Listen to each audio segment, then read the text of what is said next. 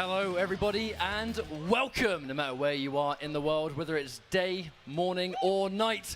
We're live with Combo Breaker 2018. My name is Ketchup and I'm joined this time by Mr. Aquaman. How's it going, buddy? Doing just fine. I am so excited for Mortal Kombat here at Combo Breaker. I hope you guys are too. We are in top 8 action, and I cannot wait. We're going back in time a little bit right now. I think you can say that again. You know, MKX, this was really the premier NetherRealm game before Injustice 2 came about with the IPS, which is also going on at Combo Breaker. Stay tuned for that later, but right now it's going to be combat time. Our first match in winners is going to be a mixture of old versus new. And I think you know a thing or two about young Rewind, who's stepping up to the plate, but he's going up against Echo Fox Scar. Absolutely. This is a veteran versus one of the young and uppercomer guys in Rewind that's shown so much skill, especially late in Mortal Kombat's lifespan, and Scar, of course, over the game's lifespan, becoming really the #2 behind Sonic Fox overall, and one of the few to go toe-to-toe with the young Fox throughout the game. And I'm so excited to see what we're going to see here, because you've got a guy that's dominated so far in the bracket with Scar, using a really dominating character in Demo Sonya. You've got Rewind, who's got a couple of tricks up his sleeve, especially right before top 8, picking a character I didn't even see coming, and I can't wait to see what this kid's got, because he's picked up where Scar and Sonic kind of left off with how they train and how they think and how they approach the game, and Rewind's picked up right where they left off, and he's kind of the next guard as we get into this, and he's picking who I want to see, and that is his Raiden, and he had the most crisp one back in the day, and going up against Scar's Smoke. Displacer Raiden is not easy to play. It's like deceivingly execution heavy. You've got to have a lot of clutch execution on just the standalone strings that you have to go for. Thunder God was a bit easier to play. In Displacer, you kind of lose extreme rushdown at the cost of a really good teleport. One of the best teleports in the game. You can combo into this teleport or use it to get in on someone like Smoke, who's going to be hyper defensive. And here we go. This is going to be our first round of winners. Reminder, guys, this is best of 5 territory throughout the entire top 8. Everyone already getting things started, utilizing that EX teleport, having some plus frames, and opening up Scar immediately with the throw. This man's already got all the momentum in his favor, putting him to the corner, and he's going to try to apply some mix on the beautiful forward 1-2 back 2 string. But he's going to get caught by the forward 4, the standard classic mid, but he drops the harpoon. That's going to be costly. He's going to miss both damage and setup potential, and now Scar's in big trouble. Easy hit confirm, and if you guys know Mortal Kombat going back in time, the Superman gonna carry you corner to corner, and Rewind drawing first blood here on our very first match of top 8. Now there's one thing that Displacer Raiden really needs to be the most effective, that's gonna be bar. We're gonna see a conversion here, the 1-1, forward 1-2, there's the Superman to get the corner carry, but oh my god, the raw overhead, no fear, but no break from Scar. He's waiting until he gets opened up one more time. There's the escape. What's gonna be the mix here? Nice staggering off the ones, and even baits out through armor and just waiting his turn. Rewind's so smart right now, just letting Scar kind of take his turn and utilizing that to his advantage, but he's going to get some hits done here. Now here comes that Smoke mix up. He's going to get a knockdown. Actually, not necessarily restands that Smoke gets. He gets so much knockdown from that air grab. He gets almost like a vortex situation off that regardless, because to wake up an MKX, you've got to have bar. It needs to be armored or it's not a wake up. And that's not something that we see too much out of Scar at a competitive level, which is simply going for the vortex. He likes to just go for the damage and, you know, play it out from there. The wake up vicinity blast, 2 hits bomber, purposefully neutral ducking from Scar though. That was clutch, and now he's got the bar to get the job done. Probably going to be the round if he gets one mix up. Goes in for the overhead. Good block. Oh my god! The invincible phase through. One of the best reversals in the game with bar used. He has some plus frames as well on the EX smoke bombs, and what a tech on the throw, which is a 50-50 in and of itself in this game. And Scar staying alive. Now gotta look at those resources, man. Rewind, the second he gets a bar of meter, he only has one shot for a defensive vicinity blast, but and one of the biggest NJPs in the game, cover in the sky, stay out of my airspace. Unfortunately, used a little bit too much sprint, so he didn't quite get the conversion, but phase through, tries to catch the forward 1, but not today. Back-to-back pokes. Triborg's pokes are so fast, you really can get away with the odd back-to-back poke on block. Down 3. Oh, he drops it! That's going to be costly, I think. You're going to lose a lot of setup from that, but he's still going to be in control temporarily. Rewind, only 1 bar. That's going to be hit confirm into Smoke Bomb. Here comes a full combo, and what's the mix? It's done. He is going to get with the low, but no commitment by Scar. That's going to give Rewind a little bit of life here.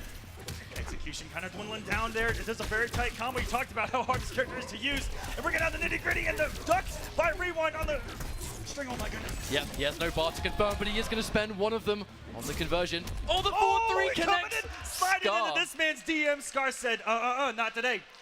He's obviously saying, hold up, I think actually. We're going to have a check about something right there. Wonder what they're having a look at.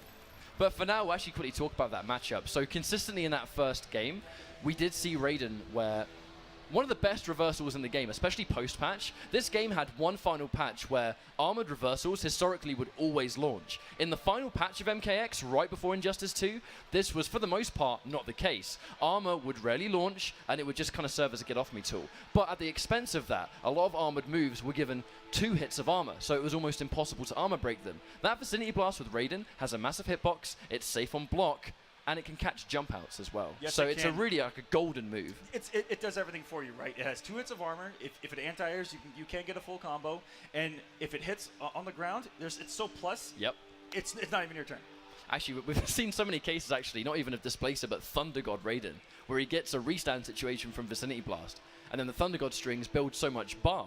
It's pretty much the gift that keeps on giving. It's pretty crazy. But Smoke, definitely one of those top-tier characters. I mean, while we have this kind of temporary break and find out what's going on, Smoke, one of the best characters in the game, without a shadow of a doubt. You know, those top-tier characters by the end of the game. We had Shinnok, you know, we had Sector, we had Smoke. Smoke, in particular, he plays MKX so well. He's got great mids, he's got great mix, he's got great reversals. And him and Sector, probably why they're, you know, the 2 of the top carries in the game, because the Triborgs, that's one of the things that the other ones lack, are the advancing mids and the actual play of the game. Whereas, you know, you look at Cyrex, look at Cyber Sub-Zero, they actually struggle in that you know, that footsie range, you know, that where, you know, everyone else has a nice advancing mid where they're going to have to struggle, and, you know, there are a lot more 4-3s, a lot more lows that they have to play with, and yeah, it's something that Sector and Smoke get to play a lot better. Yeah, and then you look at reversals as well as another one of those key talking points. To be a really good character in MKX, for the most part, unless you're Quan Chi, of course, shout outs to the Bonehawk brothers, but I mean, having a really good reversal kind of changes, I think, how your metagame essentially goes, and that's because of the wake-up system. Having armor and being able to wake up is make or break. And Smoke, one of the only characters in the game that actually has an invincible meter burn reversal. That's Smoke away, completely invincible, and it can whiff punish loads of things. Now here's the change. We're going to see the change to, I think, is that? Let me have a look. That's Jackie. Shotgun. That is Jackie Babe Briggs, and this is who Rewind broke out in order to make top 8. And it was for a very, very specific matchup where he was able to shut down.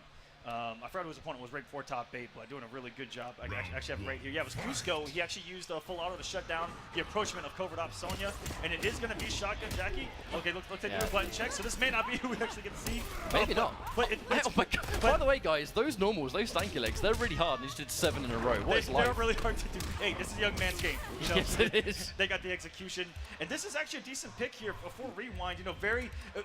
If Smoke has one weakness, it's someone that's very, very aggressive and has quick mix-ups, and is not able to let him get his buttons out. I know, like the Total Con is someone who's very oppressive with mids, and someone like that is Cassie Cage. If you've got oppressive mids and you're not able to let a Smoke play his game, if you keep him on the defensive, especially knocked down in the corner, and you can bait out the Smoke away, it does have recovery, then you're playing a really good game. And I think that's what Rewind's going to try to do here, which is shut down the buttons of Smoke. Yeah, and Cassie's got that advantage as well. One of the key strings for Smoke is the back 2-1. It's essentially it's a mid and then it's a phase away, teleporting on the other side. Small characters can actually neutral crouch that second hit, and it's such a key button that Smoke in some cases has to use. But against Cassie, Scar's not going to get away with it, and he's going to know that, being the premier Smoke of Mortal Kombat X. And his #1 training partner happens to main this character right here. He's going to have the experience of Hollywood Cassie. But Rewind is going to hit confirm that back 1-2 into flip, ending it in nut punch. We're going to get a little bit of a mix-up situation. That string's going to be plus as well, and it's very smart from Scar to wait for the block down 3, then it's his turn. Absolutely, guys, and that's what it's all about with pokes in these games. What an anti-crossover. Cartwheel going into some true plus frames off the nut punch. And guessing right to Scar on the 50-50. Smoke Wade's going to take his turn. And there's that string right there. Confirm it into meter burn smoke bomb just to be that little bit safer. And what's great about Smoke is that he doesn't really have to overcommit as long as he has the smoke bomb to back it up, especially the meter, as well the smoke ways, the smoke towards us. And he's very visually distracting when there's smoke everywhere. What a big drop by Rewind. That's actually going to be knowledge. That regardless of how this round goes, Scar just got some really important knowledge on Rewind. 2 times in a row we saw back 2-1. There was no neutral crouch attempt. And again, memory does fail me whether she's one of those characters that can, but I'm pretty sure she can. But if not, that's just going to be good for Scar. He's just going to get that good mid poke. And Scar, who's one of the best in Mortal Kombat X history at taking throws, wasn't able to do it 2 times in a row right there because in and of itself is a 50-50 here catch-up. Yeah, very much so. Taking the minus frames with the grab. All right, Rewind looking good. He's been consistently low on bar. And I think in some of these matchups, only having 1 bar and then spending it, it just comes down to how quickly you can build it again, because the utility just explodes when you've got 1 bar of meter, particularly with Cassie Cage. There's a confirm full combo from Scar, having to go for the back 2 because he couldn't sprint in there. No stamina to go with. Oh, overhead block. It really good to utilize his turn to go for the throw right there because Scar's been blocking so well. And Rewind's had to rely on reads and reactions so far in order to get the damage, and this paid off. And this is tough right here for Smoke because you have to wait until your turn, and that's what Scar's defense is all about. Excellent throw tech, but he's going to jump into the pot. This is the Jinsei Chamber. Some of the best interactables catch the forward 1-3. And we're going to get a high damage corner combo into a mix. No, I wonder if he dropped the harpoon there. What was that? Unfortunate. Another throw for Rewind. He's gotten 3 off on Scar so far. It's a lot of damage. He just needs one more. Oh my god! And the Scar special, betting it all on the line with the EX teleport, and he's going to take the round. If you're going to be confident that Smoke's going to wake up with Smoke away, I mean, maybe the last thing Rewind was waiting for was a risky teleport. Oh my word. Doesn't confirm into forward 1-3, so he's going to drop the Smoke Bomb. That might actually be quite costly. He gets tagged by the back one again. Here's that meter burn nut punch, guaranteed situation. He's just going to take the string. Good chip damage, great situation afterwards. No reason to overextend yet, but that's going to be a confirm into the flip kick. Drops the combo himself, but he's still got a reset. Oh my goodness, all these buttons are working right now. Rewind, the pressure is on in the corner. Buttons being pressed down 3. What is Scar going to do about it? My word. Yep, takes the minus frames. Catches the grab. Risky to go for the forward 4-3. That is duckable. And Scar does have the resources to mount a true master comeback right now. But really good pace by Rewind coming up with the 4-3 and the chip out the guns. It's gonna do it. Rewind gonna tie things up at 1-1 right now. Technically, forward 3-4, that low slide is a little bit punishable. But if you can just get back 1-2 for free into guaranteed chip damage, I mean, why would Rewind overextend? Why risk it? Just take what's guaranteed. Very smart stuff. And there's a grab. And like I said, there's a specific reason he picked Hollywood Cassie. He wants to bully Scar and Smoke in general, and that's what he's been able to do in this corner, which is just stop the button presses so far. My word. And what a whip punish by Scar. Drops the NJP. We are seeing a few drops. I mean, just remember, guys, there are so many tournaments these guys have all been entering. Some of these guys might be a tad rusty. And that's not a pun because he's I meant was Smoke, about to say, promise. was that a pun because Literally no pun intended, but I'll take it. I'll take it, mate. But we go. Excellent blocking the nut punch, but the EX not able to punish there. No range. Oh my goodness, good air to air. Gonna get a restand with the harpoon. He's gonna go for a quick mix in order to close out this round. Go for the damage and drop it. Now he's in the corner. This is a bad position for Scar, who has no resources to break. He's gonna need a lot of damage. Some hits done off of the EX nut punch. Oh, dropped it. Yep, he's just going to be content, letting it go. Even if that was a drop, he's not going to be too worried, taking the plus frames of the down 4 and getting a grab.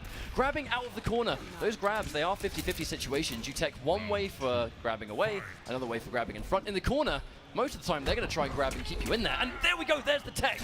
Going underneath, back 2-1. And that nut punch, you guys, if anything gets down to a tight situation, it's fully invincible, and it's really the only thing in this game where you cannot take damage.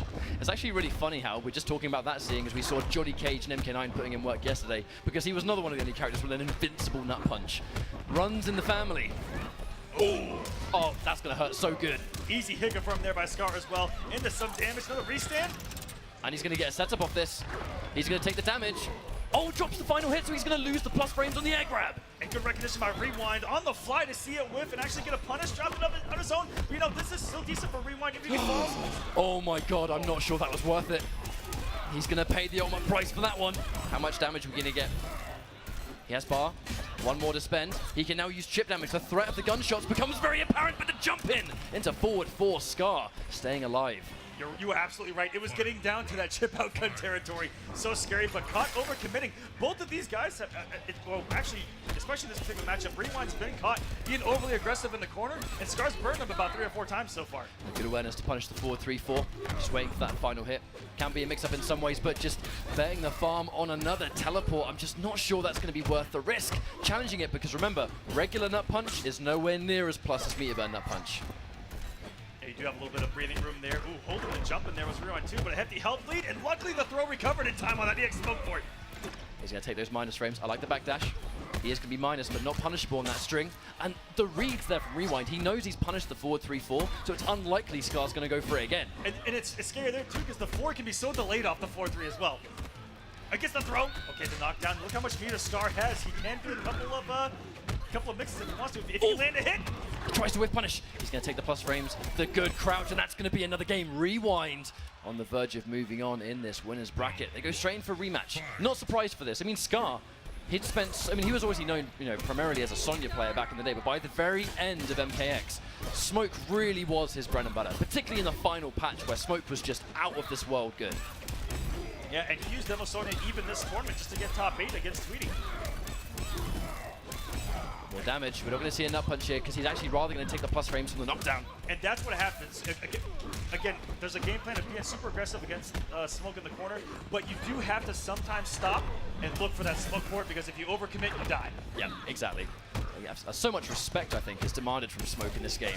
Wow, expecting the 1-1 stagger. Rewind just makes all these really amazing small micro decisions, and they're almost always on the money. Now that being said, something I haven't seen out of Rewind that's a little bit of tech against Smoke in the corner is just throwing a couple of down ones, because it's going to auto-correct behind, and it's going to check it both ways. There's the overhead. Clean opening. Scar still in the fight. No, he drops the 1-1-4. That is unfortunate. Rewind now is going to be on match point. That's the combo you don't want to drop, Aquaman. Absolutely. That was his way back into this set. Now Rewind just one health bar away from sending Scar to losers.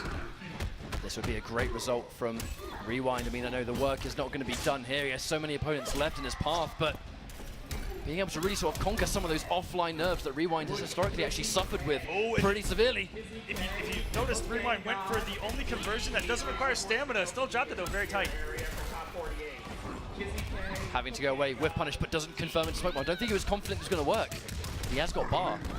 Has to be so careful with those resources. Tries to down two. I'm not sure what that was. That might have just been a raw old Madsen down two right there. That was back to the wall. Going for that mean 14%, and the buttons of Cassie just abusing Smoke right now, and we're chipping out territory. Anything into the X guns on block, and that's going to do it. Rewind 3-1 over Scar in our first match of top 8 here. That is a great result for Rewind. He played the matchup super well. I think the character change definitely benefited him. I feel like Displacer, if it was Sector instead of Smoke in the Triborg matchup, then I think Displacer would have been almost a better pick. But in that situation, I think Cassie, she has all the tools to deal with Smoke, even though Smoke himself is a phenomenal character. She has the good mids, she has the smaller hitbox, and things like Nut Punch, they made a huge difference of just challenging what Smoke normally gets almost for free.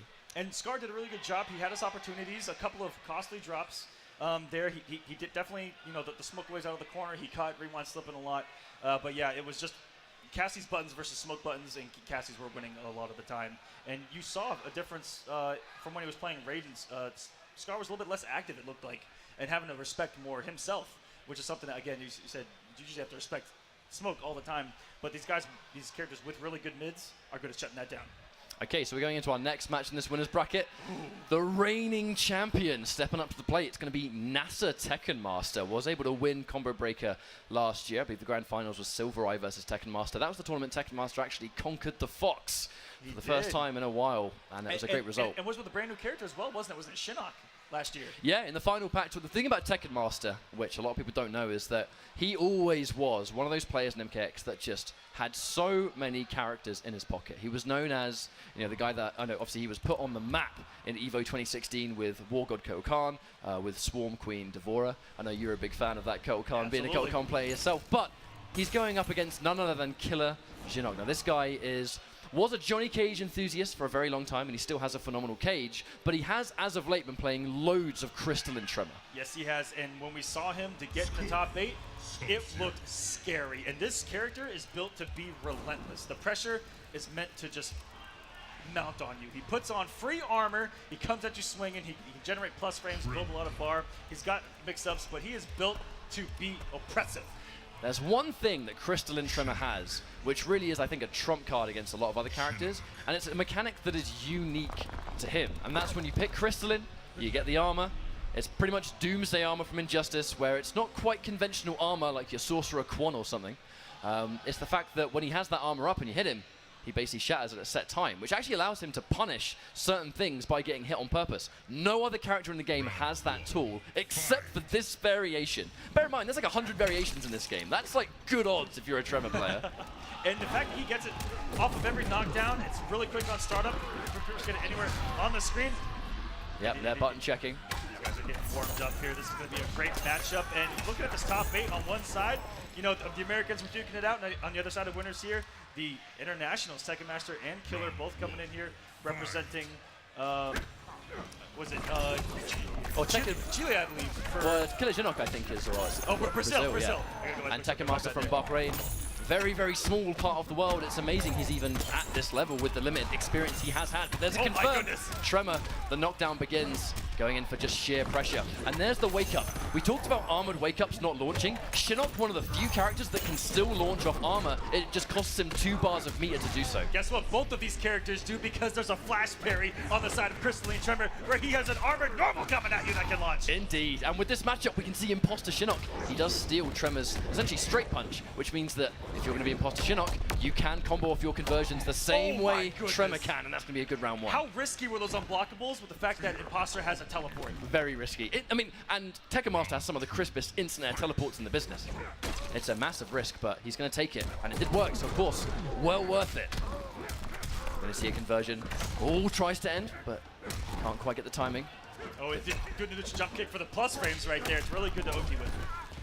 If they're just going to get hit by it, that's almost like mega plus frames, because they have to get up another time. Yeah, the cancel. You have to show a lot of respect to Shinnok. Those Hell Sparks really are no joke. Taking the plus frames off the rolling cutter, but there's the punish. That overhead is not safe on block.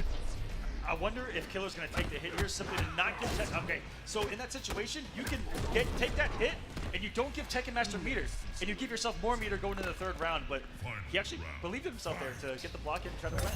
Yeah, because chip damage is so extreme in Mortal Kombat games, and some of those situations where you get restood and you know the chance of making a comeback is unlikely, you do let yourself get hit just to deny that meter gain, because we've seen how important armor and meter burn in general is, because it's combo extensions. Here comes an opening for Shinnok, gets the knockdown, meaty, here comes the hard to blockable, but there's the challenge, using the straightforward shoulder just to dodge the rock hard to blockable. That was just a raw shoulder as well, and the 1 bar he had used for the ender.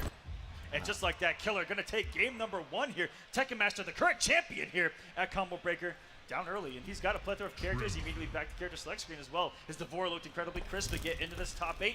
Very impressive pressure herself. He has so many characters that he can play. I don't think in the final patch, though, he plays Kotal Khan at all anymore. He does not. And you know what? I know exactly why. Because he uses Devora here for the same exact reason, oppression, and she still does it with mids.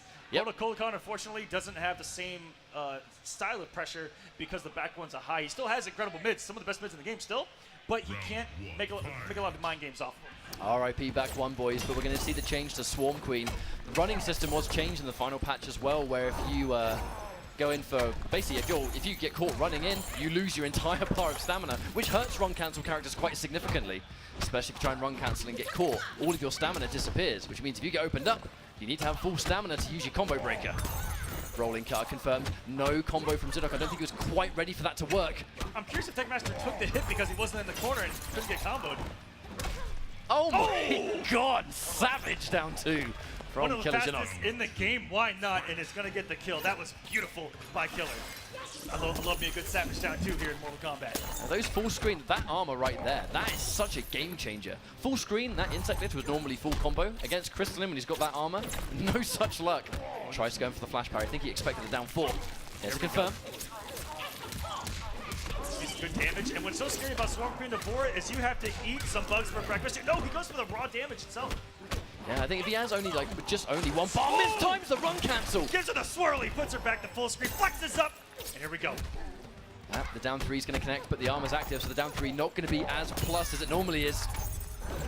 There's the flex, taking the safe space, but I actually love the overpositor strike because that's going to chew through that crystalline armor. On the spot adaptations from Tekken Master. Here comes plus frames. And look how much meter he's hanging on. Oh my god!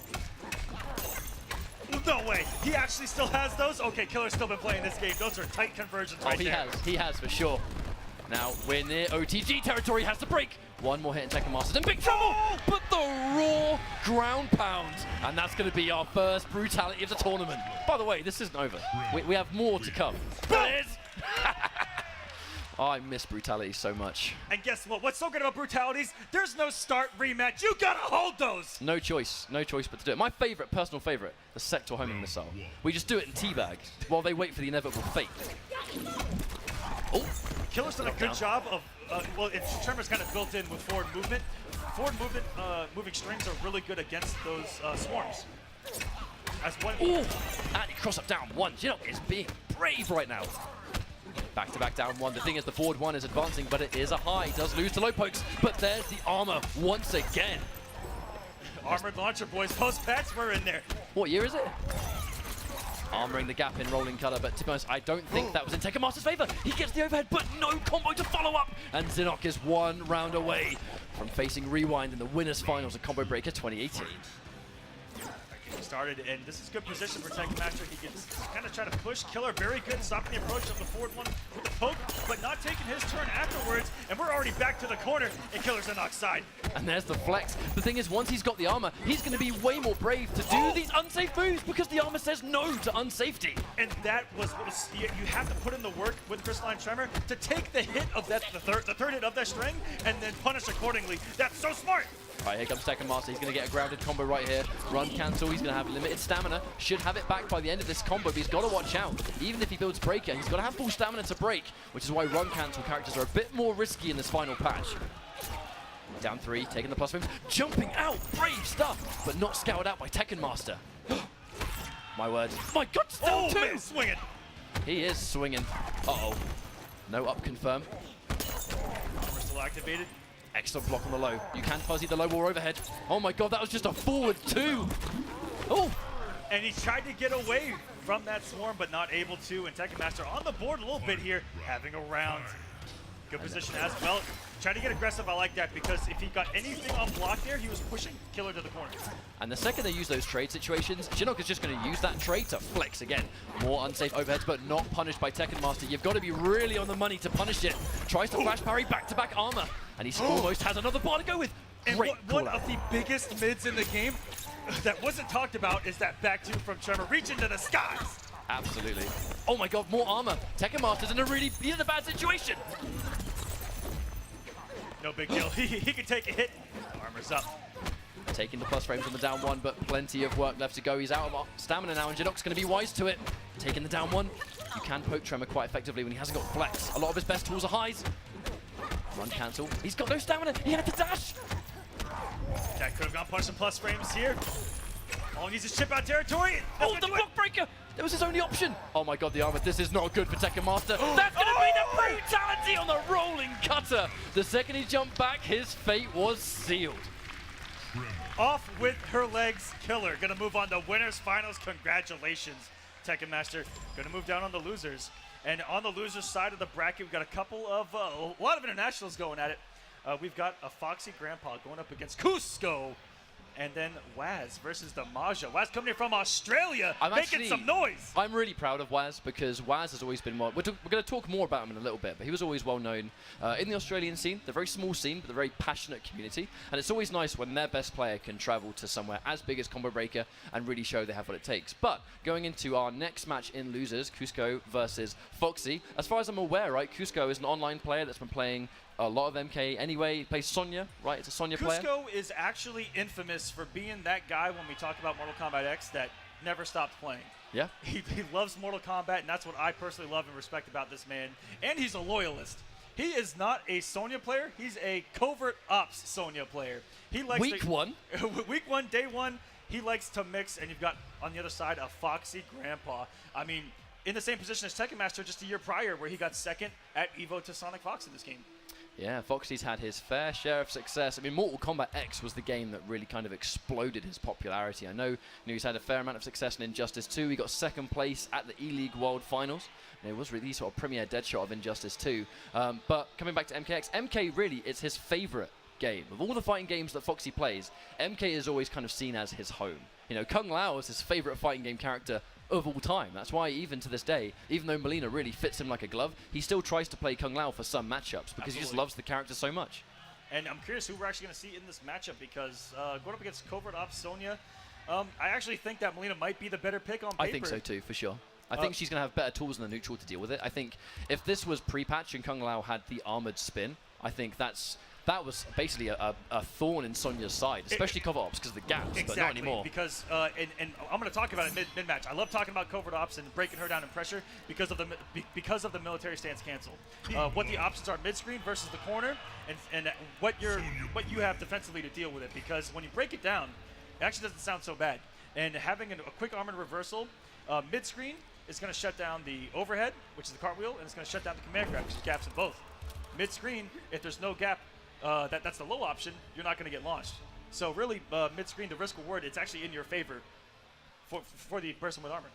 I feel like it's a real treat that we're going to be seeing some more cover op Sonya, because we just saw Sonya put in so much work in MK9, which was Sonya as a character in MK9. This is the closest to... This is the inspiration. Cover op Sonya is basically MK9 Sonya as a variation, so it's kind of like almost nice. The same way we saw Cassie Cage, Hollywood, the predecessor, sorry, the sequel, I guess, to Johnny Cage. Yep. We're seeing it again with Sonya in MKX, but here we go. This is our first round of losers in this top 8. It's going to be PXP, Foxy Grandpa, and Cusco, North America versus UK.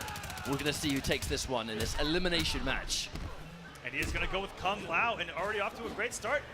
Push the corner, has the bar and the hat, which is automatic footsies, by the way, in this game. Put that hat on, it's going to do some work for you. I mean, Foxy has a term that he coined called spin footsies. Does actually get the 4-4. Remember, folks, hat spin into 4-4 is a 2-frame link. Not easy to do at all.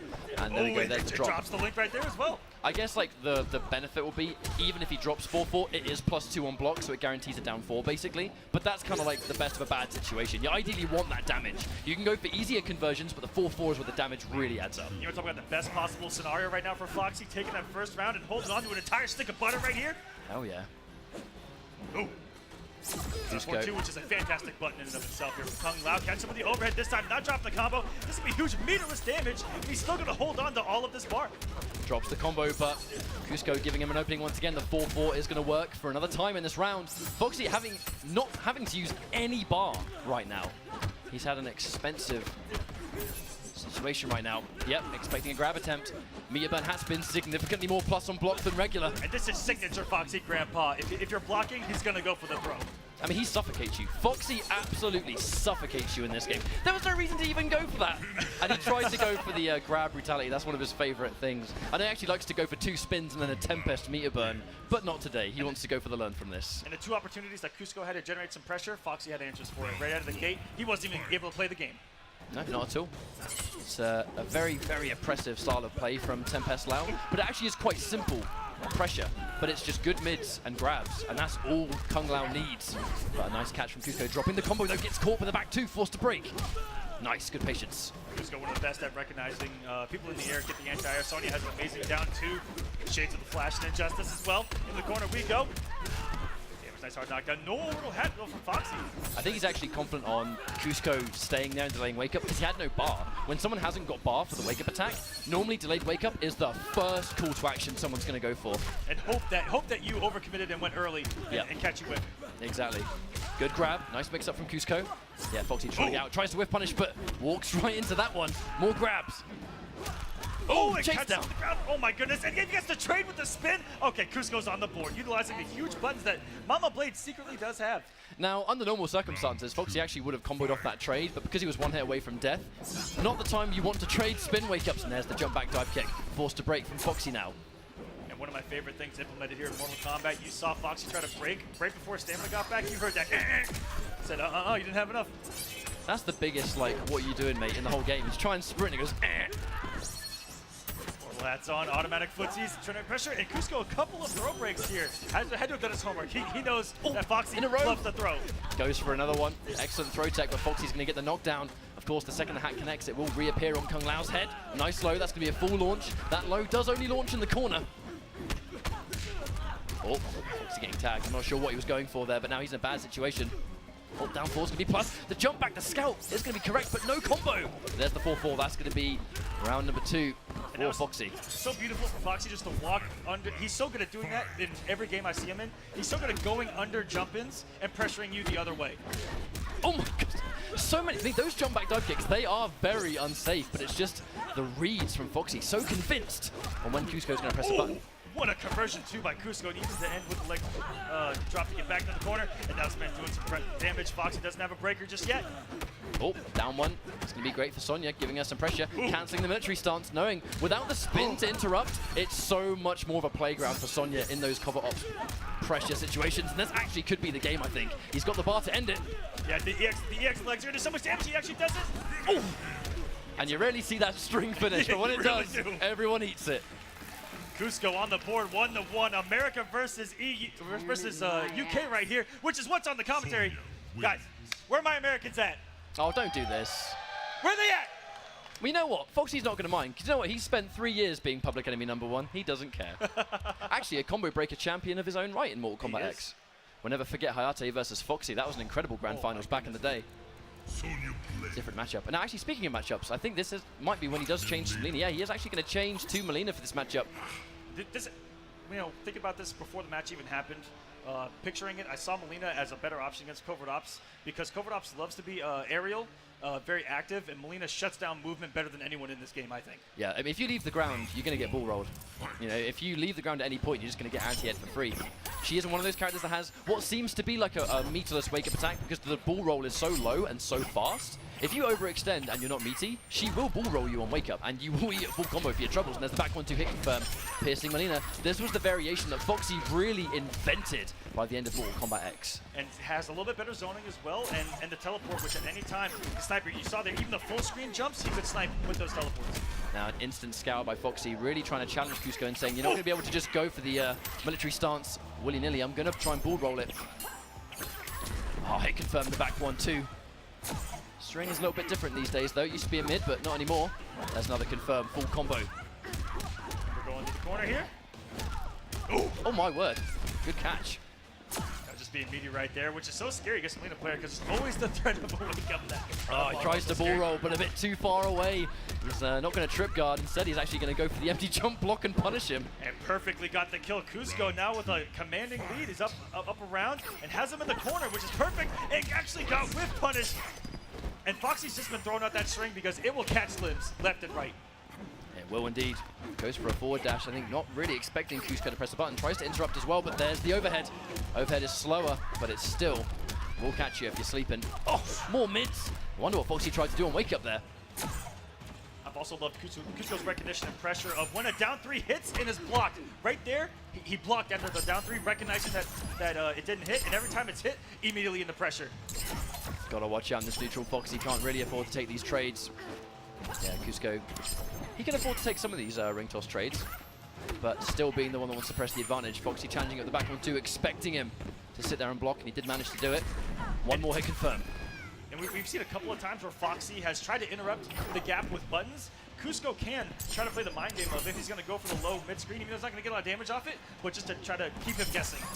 Yeah, absolutely. And this is a super even match right now. I think it's going to come down to that one significant hit that we're likely going to see any minute. 20 seconds on the clock. This might even be a timeout if these guys are super careful for the rest of the round. Tries to whip punish the dive kick. I think he was a bit antsy to try and whip punish with the bull roll without hit confirm. He had a bar to break. Oh my goodness, that's the health lead and the low profile. The throw is going to put him in kill kick territory. Now Cusco taking a 2-1 lead on a Foxy Grandpa. Looking really good. And we're actually seeing the changes that happened to Melina like by the end of the game. The fact that back 1 is no longer a mid, it's a high. So loads of those situations where Foxy was expecting Cusco to press a button, and he was, because it's a high, it was losing to those low pokes, which was a good call out from Cusco. Yeah, not really fearing it anymore. That down 4 at the end was perfect. And there we go again. And then utilizing the hit stun to take his turn and apply some mix. This has been the Cusco recipe for success right now. Absolutely. And it's so risky to try and do anything about those command grabs. The command grab used to be a lot riskier back when armor wasn't as dangerous. Or was more dangerous, I think is a better term. But now armor's not as scary. It's not as risky to go for those gaps. But the PND coming out of Foxy. Oh, there we go. Finally get an anti-air, and there's going to be some major hit stun in this corner. All right, what's the mix-up? Yeah, expecting maybe a grab attempt. That's why we saw the forward one right there. The best string in the game for chewing up grabs. Very hit confirmable as well. Then reset, and that's what's great about piercing Melina, having that low side to go underneath other projectiles. And again, just going for the back 1, but the down 3 beating it. Oh no, he wants the kill! Mix up into the 50-50. Excellent decision from Cusco. Meter band grab, really dangerous, so really putting the nail in the coffin for one more mix up. Something that we don't get to see very often in this game at all. We've seen block breakers and EX throws. Oh my goodness. We're playing some Mortal Kombat today, ladies and gentlemen. Optimization, folks, optimizations. This is actually going to be match point for Cusco. He's looking really good. You know, you said yourself, this guy never stopped playing MKX. I think the results are starting to speak for themselves. You know, I think it's really showing why the effort is worthwhile, especially if there's a tournament as big as Combo Breaker coming up. But let's not count out Foxy just yet. He has a bit of a mountain to climb right now, but definitely possible.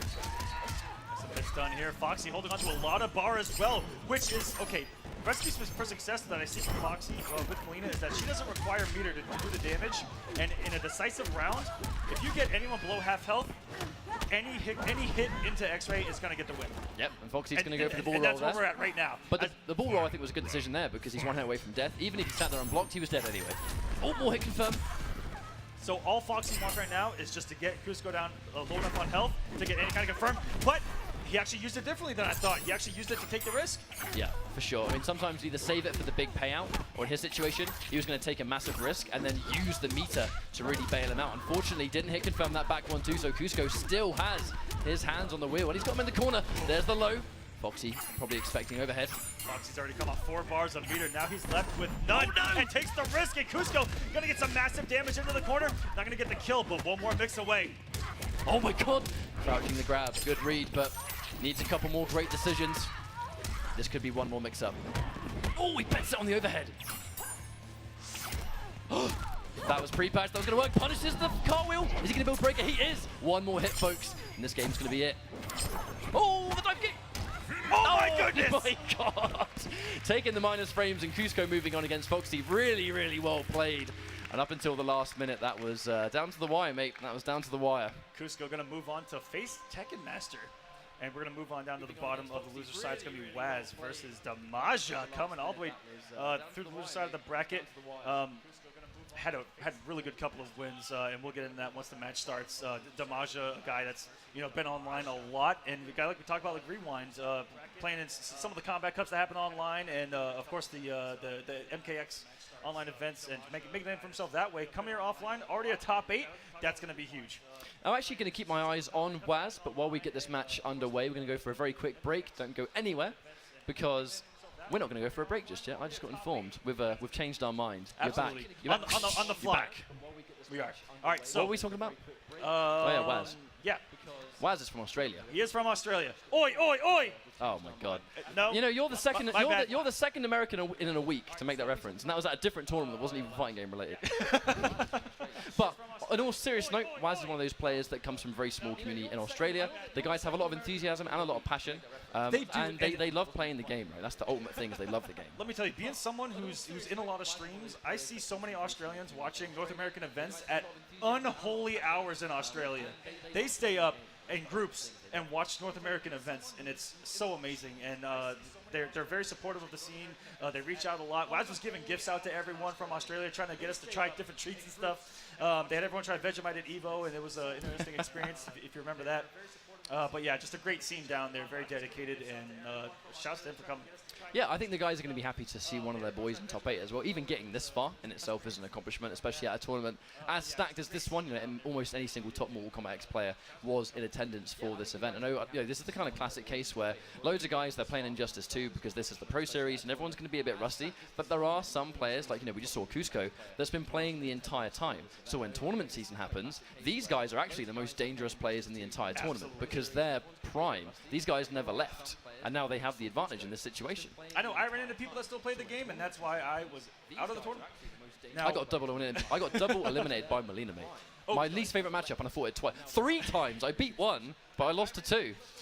I just couldn't catch a break. Speaking of Melina, we're about to see another one. Damaja, a very good Melina himself. You're going to see a very different play style than Foxy. That's what I noticed yesterday, is he plays so differently. There's a lot of micro decisions that he makes, and I can't wait to see what he's going to do against Waz here, who we're going to see another Swarm Queen Devora. She has a lot of tools, I think. The thing about Melina is she has a lot of tools to challenge run cancel characters. So if you're going to be playing against Swarm Queen, you have to make sure as the Swarm Queen player that your execution is on point. Because if she tags you with anything, obviously the stamina changes the game had by the end, where if you get caught while running or sprinting, which you're going to be doing if you're going to be run cancelling things, you lose your entire stamina bar. So if you get opened up, you can't break. Or against Melina, especially if you run into that, was it forward 1-2? If you instant run into any button, you've already lost your stamina and you're going to eat a full combo. Even if you have a breaker, ain't going to happen. All right, so the guys are currently setting up their devices, I think. So we're going to basically sit tight for a few minutes. But I'm going to ask you, actually, Aquaman, while we sort of wait for this match to get underway, of all the players in this top 8, who do you favour the most to take it? I think this could be Rewind's tournament. I feel like it really could be. The way that, okay, so I had a different mindset last night than I do right now. The way that Killer's playing right now, I would be frightened to play that man. on paper, but Rewind does have the skill necessary to win any tournament, in any game that I've seen him commit to, especially in Justice 2 and here in MKX. He's just one of those guys that I think is next in line to ascend in the NRS scene and take the mantle of being at the top of the game. Well, even the likes of Sonic Fox has said publicly that when it comes to like Injustice 2, if there's one player that could become the best Injustice player, Rewind is that player, because he's got the young man reactions. He's hungry to play, hungry to compete, but he's kind of fallen victim to tournament nerves in a lot of major tournaments. That's been I think the only thing holding him back, because the skill is there, the time put in is there. I mean, he trains with Sonic Fox and he knows the methods. I think that puts the time in. He plays every single character in the game at the highest possible level. It's kind of insane. I don't know how he does it. He's got plenty of time. That young man schedule. Yeah, that's that young man schedule of just getting home and grinding. But I want to get back to these two right here, because if you guys got to tune in to Mortal Kombat X yesterday, right before Top 8 was set, Waz's match with Katana Prime I heard it was very good. was 3-2 down to the actual last hit. It was insane, and a heartbreaker for KP, but Waz moving on and representing a plethora of internationals here in the top 8. So shout out to him, and Damaja with a win, 3-1 over Camus Black, who caused so many upsets in that bracket. It was insane. So shouts to him as well for getting very far. And like I said, guys that have been hanging on to MK, making a name for themselves even after the game isn't in its full cycle. I think loads of us miss Mortal Kombat, man. I mean, so many of us, we had the celebration of MK9 yesterday. The MK9 was the game that really started it for so many of us. Yes. I mean, us included, right? I was in the front row, just yeah. Yeah, exactly. But the fact that MKX was kind of like that next step in competitive Mortal Kombat, and MKX had so many new mechanics, had so many characters. Personally, the variation system was what really put things over the top for me. As someone who really loves relishing training mode and exploring things and finding new tech and stuff like that, I think MKX really was the ultimate in that, because even a year later, there were variations that no one really knew anything about. So you could just lose yourself in a few hours in training mode just learning a variation. And then when you see it on tournament, you kind of just have the knowledge ready to watch it. If it was still played at every single tournament, people would still be finding stuff right now, I think. I agree.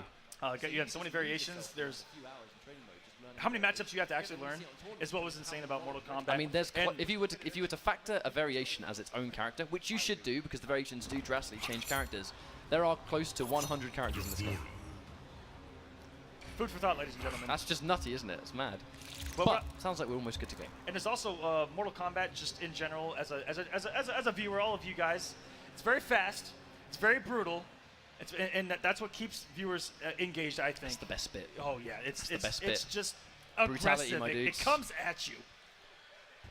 All right, so here we go. Here we go. We're back in. Oh, baby. Well, we have Sky Temple, so I'm assuming these guys are going to change stage anyway. Absolutely. For those that might be wondering, the Sky Temple is one of those stages that there's so much getting in the way, players don't like playing on it. Kind of reminds me of almost we had the streets, to an element actually, we had the subway as well in MK9, the streets where things actually kind of obstruct the front of the screen. That stage came up with Dizzy, and I forgot Dizzy was playing, but they immediately rectified that situation and switched stages because it's very distracting, and some say it even slows the game down a little bit when it becomes active.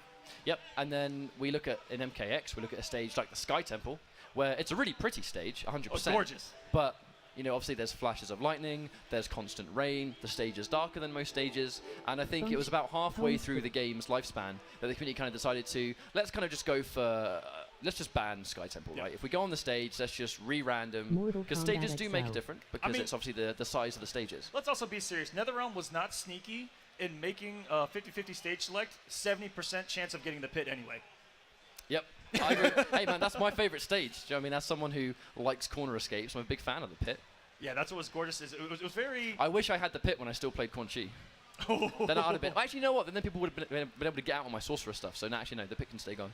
I'll tell you, playing against the Quan Chi on that stage was one of the worst feelings I've had as a competitor of Mortal Kombat. As a Quan Chi player, it was one of the best feelings ever, to be honest with you. Do you know what it's like to corner Michelangelo gets out every time? I know what it's like to do 90% chip death. It's so fun. It's my favorite thing. I loved it. Every second of it. Looks like these no guys, regrets. Looks like these guys are getting warmed up. I think so. The buttons working. Controllers getting connected properly. PlayStation 4 is working, hopefully. Fingers crossed there. Okay, so we're going to be sitting tight while the guys are, I'm assuming they're going through their pads again. They might have had to go for a console reset, I think.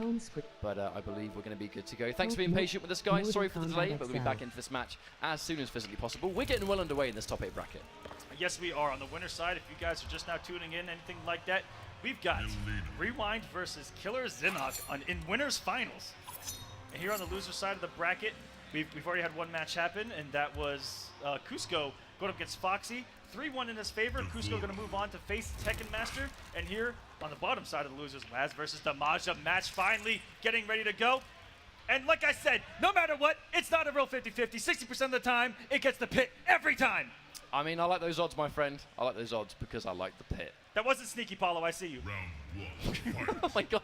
I just realized he's sitting right next to us. Oh my word! Oh! Okay. This is That a button was check. the hypest reaction to a button check I've ever seen. I thought we started out with a whip punish like that. Maybe next time. Maybe when they restart match, and then they'll do it again, and then you can celebrate for a second time. But I think they're good to go. Like I said, I'm really curious what we're going to see differently out of Damaja's piercing than out of Foxy's. And of course with Waz, what we're going to see differently out of Tekken Master's Swarm Queen as well. The thing about Melina is that she's one of those characters that has so many tools. She can open up to those different playstyles. You can play really slow, really reserved, or you can play like a complete nutcase, and that works too. But against Devora, it's going to be a battle of the mids. That's one of the danger things. Actually, the matchup is a little bit different. Now the back 1-2 for Melina isn't a mid anymore. Devora, she has got the edge in that. Oh yeah, the pressure. It beats him out and it blows up the gap. Very good by Damaja. And what's great about even coming off the bar like that is the reversal of the position when her back is to the corner like that. Yeah, he doesn't get a full combo anymore, but he's still going to be happy to get out of the corner. It's going to force Waz to really run in. And there's that forward 2, full hit confirm. Forcing the break out of Waz. And again, when the combo breaker happens, you lose all your stamina. So if you're a run cancel character, you kind of get stopped in your tracks for a few seconds. Oh, overhead. Raw overhead. We're already seeing a little more risk on both these guys in comparison to like a Tekken Master with Foxy. Just different strings being utilized. My word. Oh my god, that was a straight up mash. He almost built the second bar to launch too. Run cancels, he's going to sit there. Yep, expecting some sort of ball interruption, I think, Waz. Wise to it. Staggering carefully, but there's a hit confirm. There's the insect grenade. This could be the round. He's spending another bar. This is going to be some damage. Oh my god, the pain. The pain. And armor or not, you're going to die right there, either from chip or from taking the hit with meter on, or with armor on. You'll absorb the hit, but you won't save yourself from the damage. Wow. That was some balls on the Damaja right there to swing in the middle of the cancel. Oh! Nice. Backdash, and that was so close to getting whip punished himself. Really good callouts by Damaja so far in this round to get the lead. Brave stuff, not afraid. Now he's the corner positioning. Waz probably expecting some sort of stagger. That forward one with Melina, such a magical string for beating those grab attempts. Oh, forward 3. The 1 million frame overhead. It's so hard to block, I swear to God. It's so slow, but it's something you don't think will ever come. Oh, very good zoning by Damaja. Good trade for Waz. Gonna get the knockdown situation, not necessarily the damage. Yeah, he's not gonna go for 2-1-2 against Melina. That's a death sentence. Especially a fully loaded Melina here with 3 bars. Both of these guys, full sticks of butter, 2 X-rays on deck. And Devora, one of the best reactionary X-rays in the game. Damaja not going to come off the second bar. Wants to build an X-ray if he can get the damage to go for a kill without worrying about anything. Goes for a jump in, but it's not prepared for the string. Oh my god, that was so brave. But you got to watch out, actually. Melina's in one of those situations now where you can go for it and it's expensive, but it's 50-50 town with the meter burn bull roll, and then you extend it for a second bar to launch.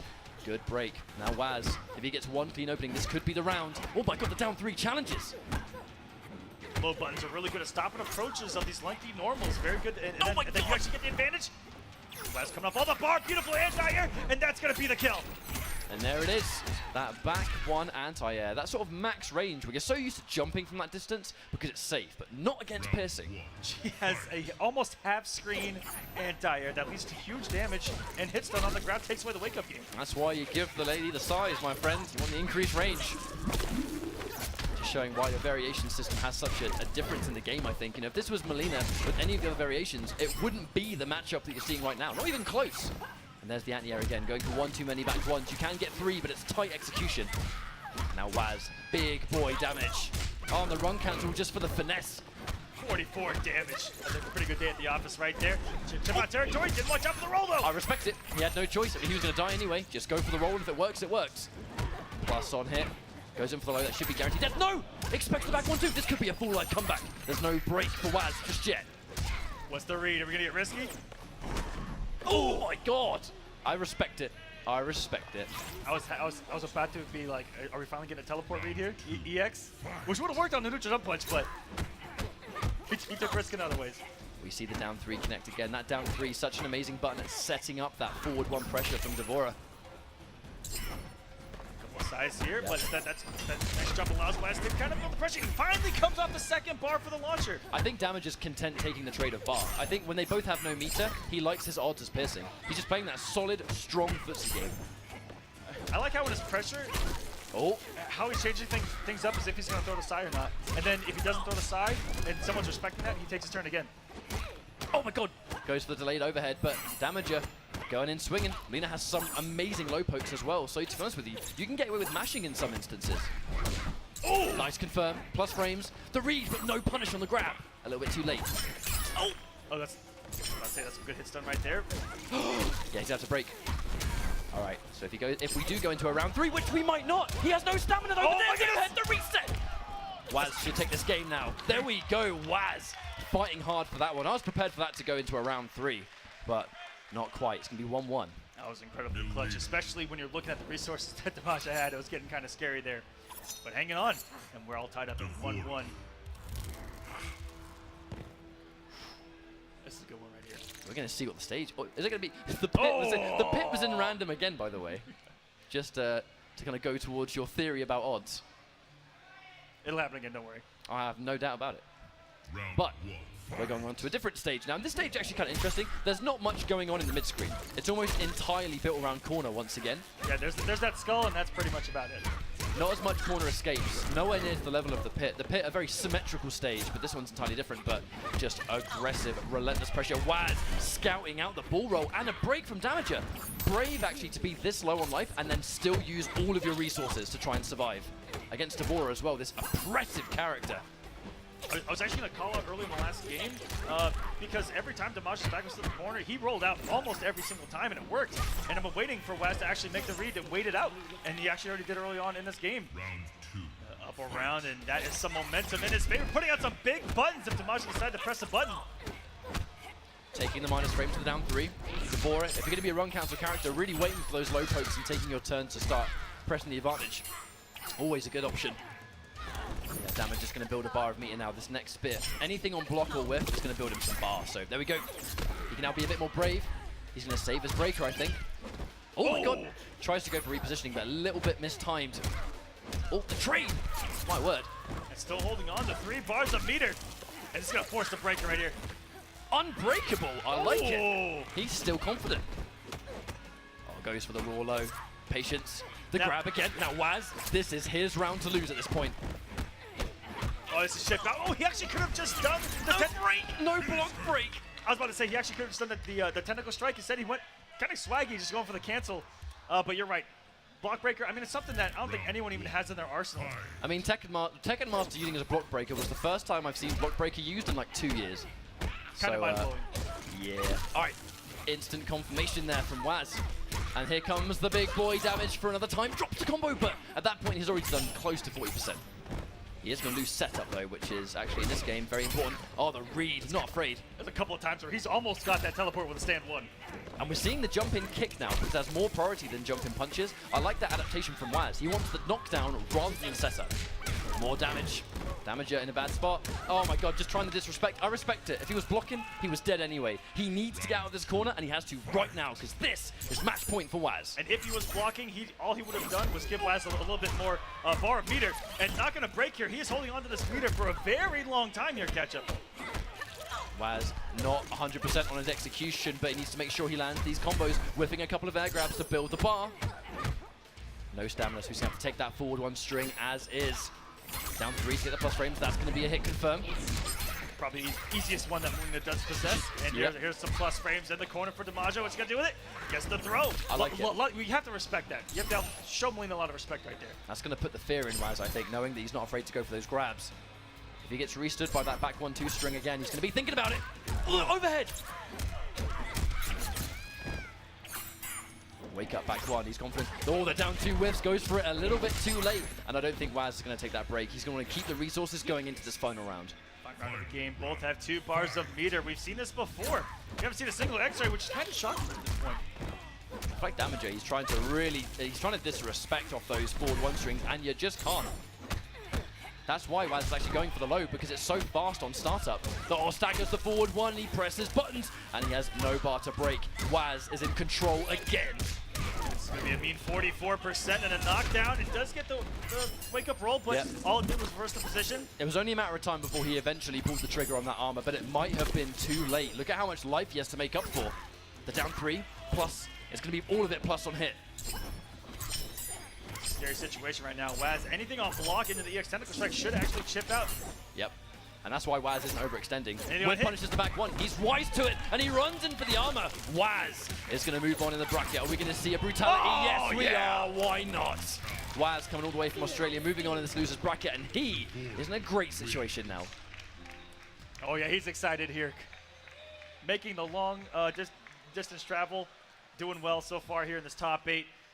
Represent the entire Australian scene is on his back. They're probably in the chat going absolutely nuts right now. It actually makes me really proud to see, because small communities from around the world, particularly in their own games, these guys don't get the option to travel. You know, they don't have the availability, the sponsors aren't there, there's not as much, I guess, money around these parts of the world to send these players to these major tournaments. Exactly.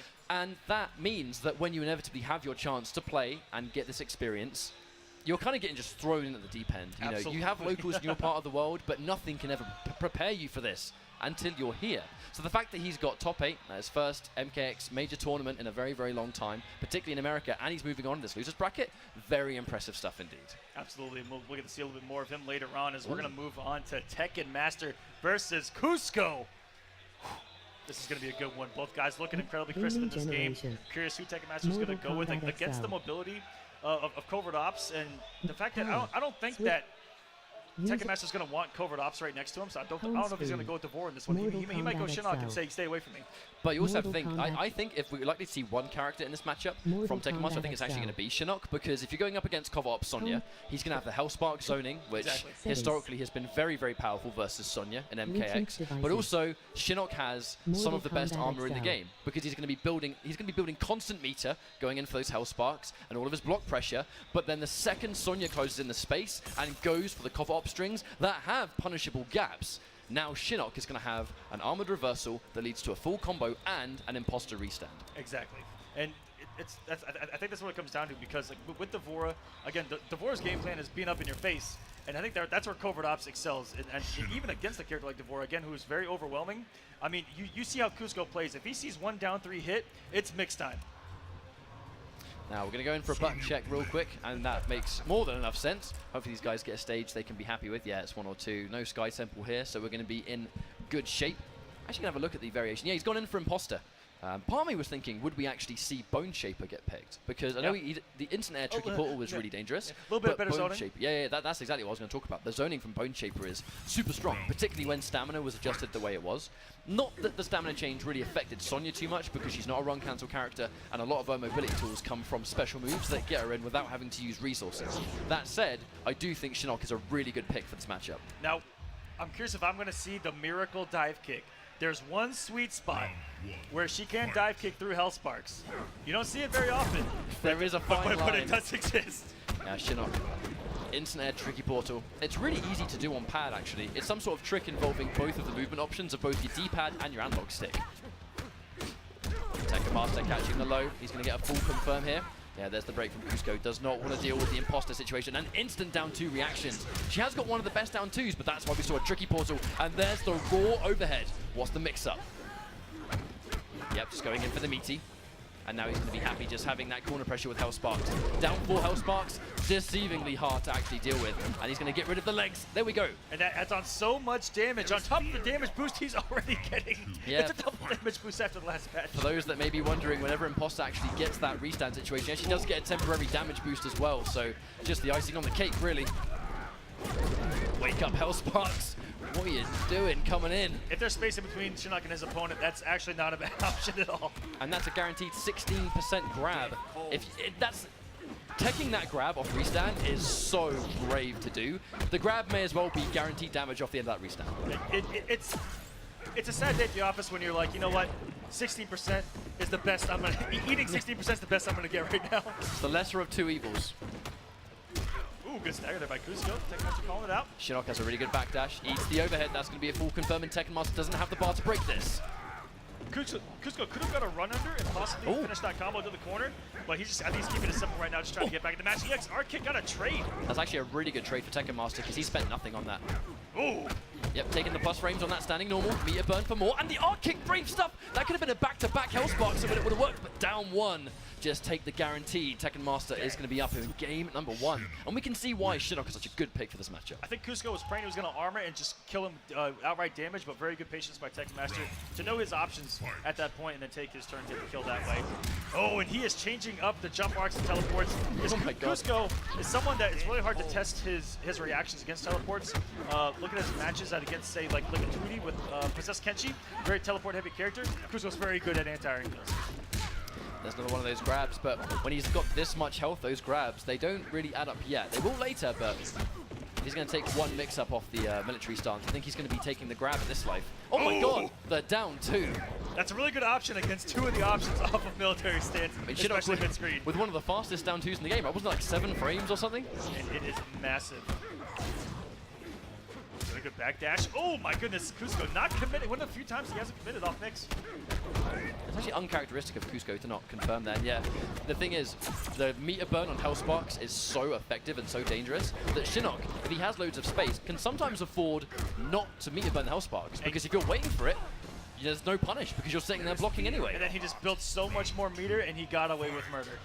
Indeed. And Hellsparks, significant amount. Yeah, just whiffing the legs just to make sure he gets the restand when he lands an opening. Just like that. Yep. Oh, gets the jump in, but a bit too far away. No strings going to connect here. And there is no gap in down 4 Hellsparks, so that Kuzco tried to press a button there. It's such an annoying poke. It's down 4 Hellsparks. Running down 3, I like it. Take the plus frames. There's the overhead. I'm not sure about ending the combo on that, though. You're actually sending Shinnok exactly to where he wants to be on the screen. And there's that reversal, the advancing mid. Tries to punish.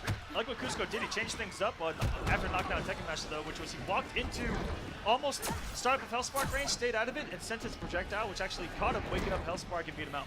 Now, we're unlikely to see a tricky ball from Tekken Master in this situation because he doesn't want to put his back to the wall. Wonderful trade! There's still full screen, and Kuzco still in a horrific position. Now, we say that's an amazing trade for Tekken Master because if you get hit by that interactable, that's a full combo. And he ate a lot of damage before that breaker. Kuzco really only needs one way to walk up throw. Is that brutality? Come on, please be. Normally it does, but not then. But that was actually a really good decision from Tekken Master. Shinnok has some of the most disrespectful specials and just buttons in the game in general. I mean, he stomps on your face. His throw is a backhand. His X-ray is a backhand that breaks your skull. So disrespectful, this man. But that walk into grab was actually really smart because Shinnok commands so much respect in the neutral because of how much Hellsparks take up the screen that run and grab, in a lot of cases, is the last thing you actually expect from him. He does a really fast forward run. Yep. It's not even a run, it's a glide. The same way Kenshi will get away with something similar because you're waiting for specials. But Shinnok, I think, is the ultimate example in that. Kuzco does land a clean opening, though.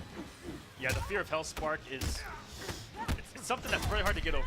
Yep. Especially with a character like Covert Ops, and you know, there's a lot of characters in the game that don't have projectiles. They have to go in, and that's really hard to deal with. This is a great round, but no bar to extend it, though. He tries to go for what I think was the overhead right there, but Kuzco actually like the awareness of down 3. Just get out of there. Feels bad when you do your teleport a little too instant. Yeah. Just your execution was a bit too good right there. Kind of threw him off. Kuzco in a good position, has it in the corner, and that looked like some tech there. Whether he just gone for the low or whether that was intentional, going underneath looks like a pretty effective option, at least just for saving damage. Oh, there's the duck. Would have gone in for the restand there, so I respect the break. Even without bar, you don't want to get restood against Shinnok. Oh, Kuzco going for the interactable, didn't have the stamina. That's why he got that nice error message. Yep. Interactable.exe was not found. Knockdown, good situation here. This has been a wonderful game for Kuzco so far. No meter burn still from Tekken Master, just the raw overhead. Now, what is this mix-up going to be? Is he going to bet on something a little bit bigger? Tricky Portal, instant air Tricky Portal just to get the plus frames. I love the staggers, but the patience from Cusco. Very smart stuff to just sit there and wait. Oh! Oh, punishable low! He bets the farm, but opts to get rid of the leg lift instead. Oh my god! Oh, gets up the command grab. I cannot believe, for one, that Tekken Master made the read that he was going for the low when he hasn't done it at all today. And mid-screen of all places. That's just fantastic, and he got the read on the command grab off military stance as well. But Cusco's on the board, has a little bit of momentum. Tekken Master held on to a lot of bar, going in the second bar, thinking that he was going to, but he didn't use it. That's what was unfortunate. I was surprised to see Tekken Master at the end there opt to go for straight into the leg lift, pretty much, instead of going for health sparks first. I think he really wanted to have the threat of the restand, and then block pressure after that. That must have been the decision. But personally, I'm not sure it was the right one. But he has games to work with, right? That's his benefit of being up 2 games. He can make those little errors in judgment because he has games to basically burn at this point. Cusco drawing first blood here, getting some decent damage. And we're going straight to the corner.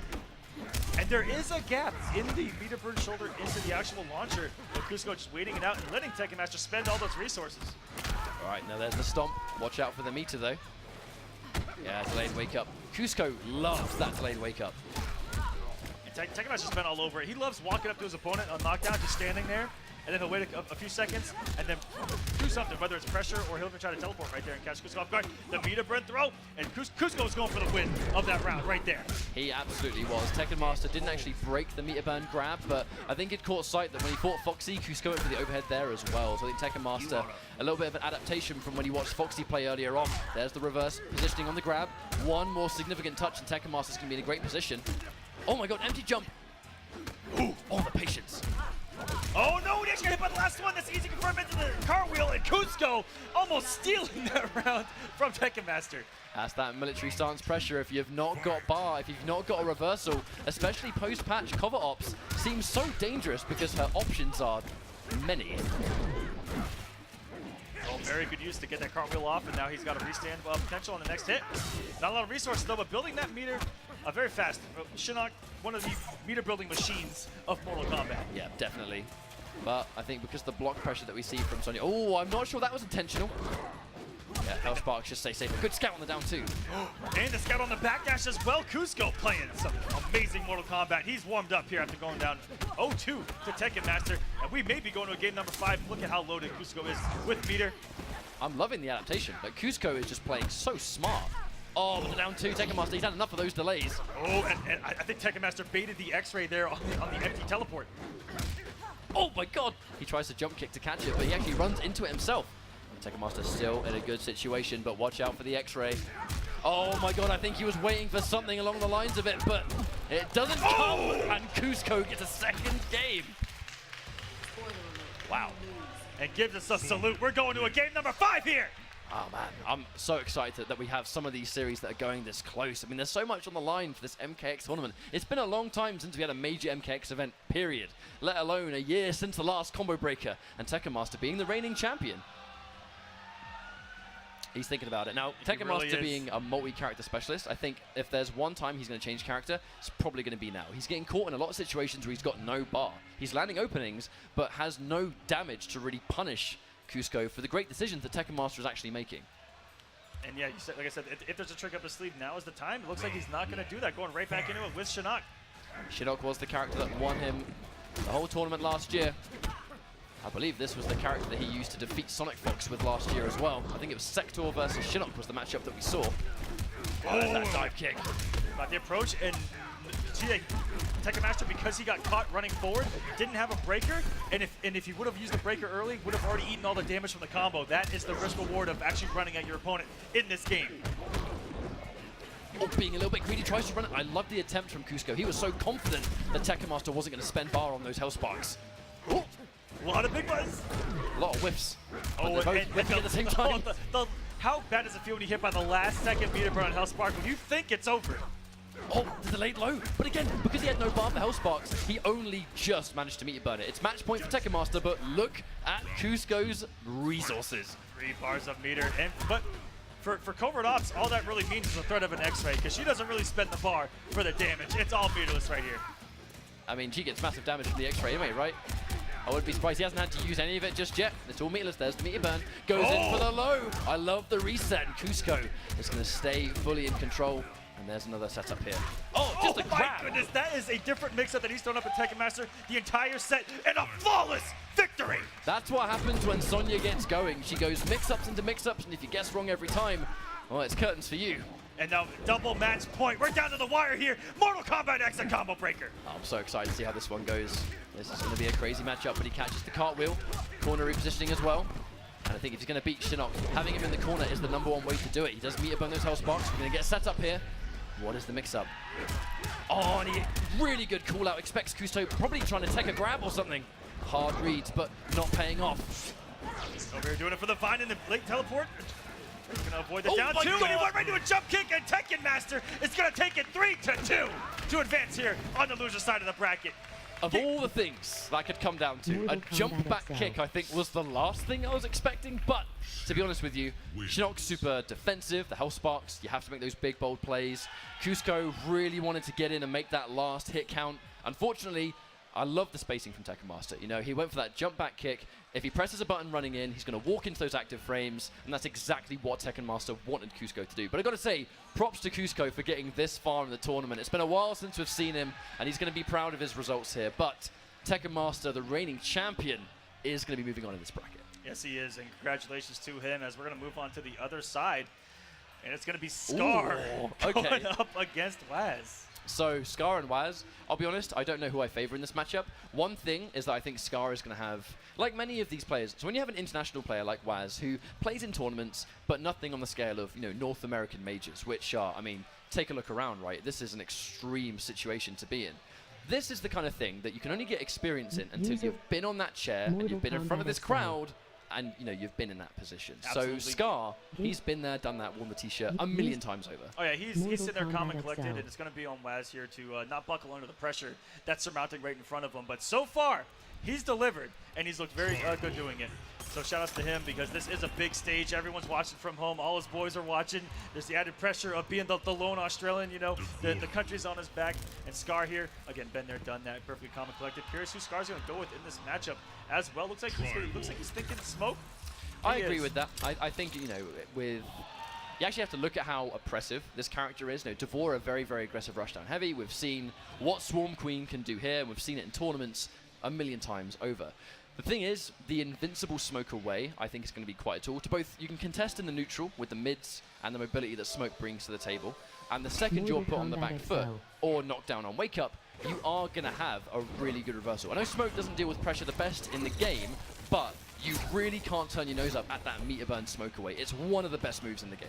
Yeah, so this is going to be similar to what we saw on the winner side of Rewind versus Scar, because Devora, again, very far-reaching mids, very, very relentless pressure, really big damage off as well, and once you get to the corner, Waz is going to have the ability to throw out the swarm and look for the smoke port and have a couple options there. Now, that's not the first time today we've seen these combo drops coming out from Scar, so I'll be honest, I think there are elements of rust here.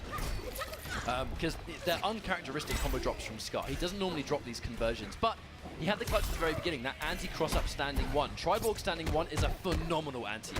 And there's the patience. 1-1-1-2 has got a gap, and Scar was waiting to see if Waz tried to challenge.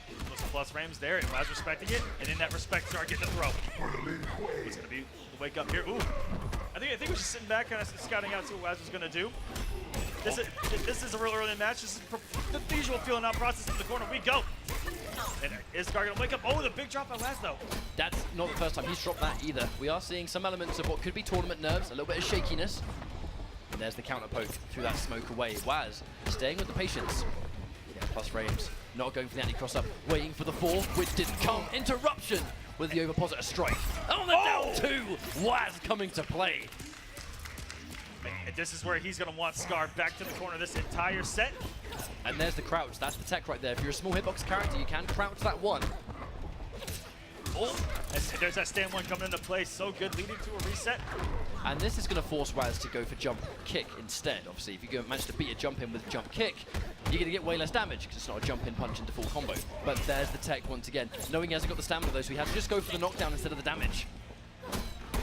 And just the impressive bits, but Scar so good at just waiting it out, looking for his turn. More pressure. Staggers again, but it's going to be Scar's turn to press buttons, looking for the block normals. They're just trading this back and forth, but the staggers from Waz are proving to be really effective. Here we go. Nice knockdown. 6 bars of meter are on the screen right now. I actually think that was a read on the smoke. Oh my goodness! Oh my word, that was insane.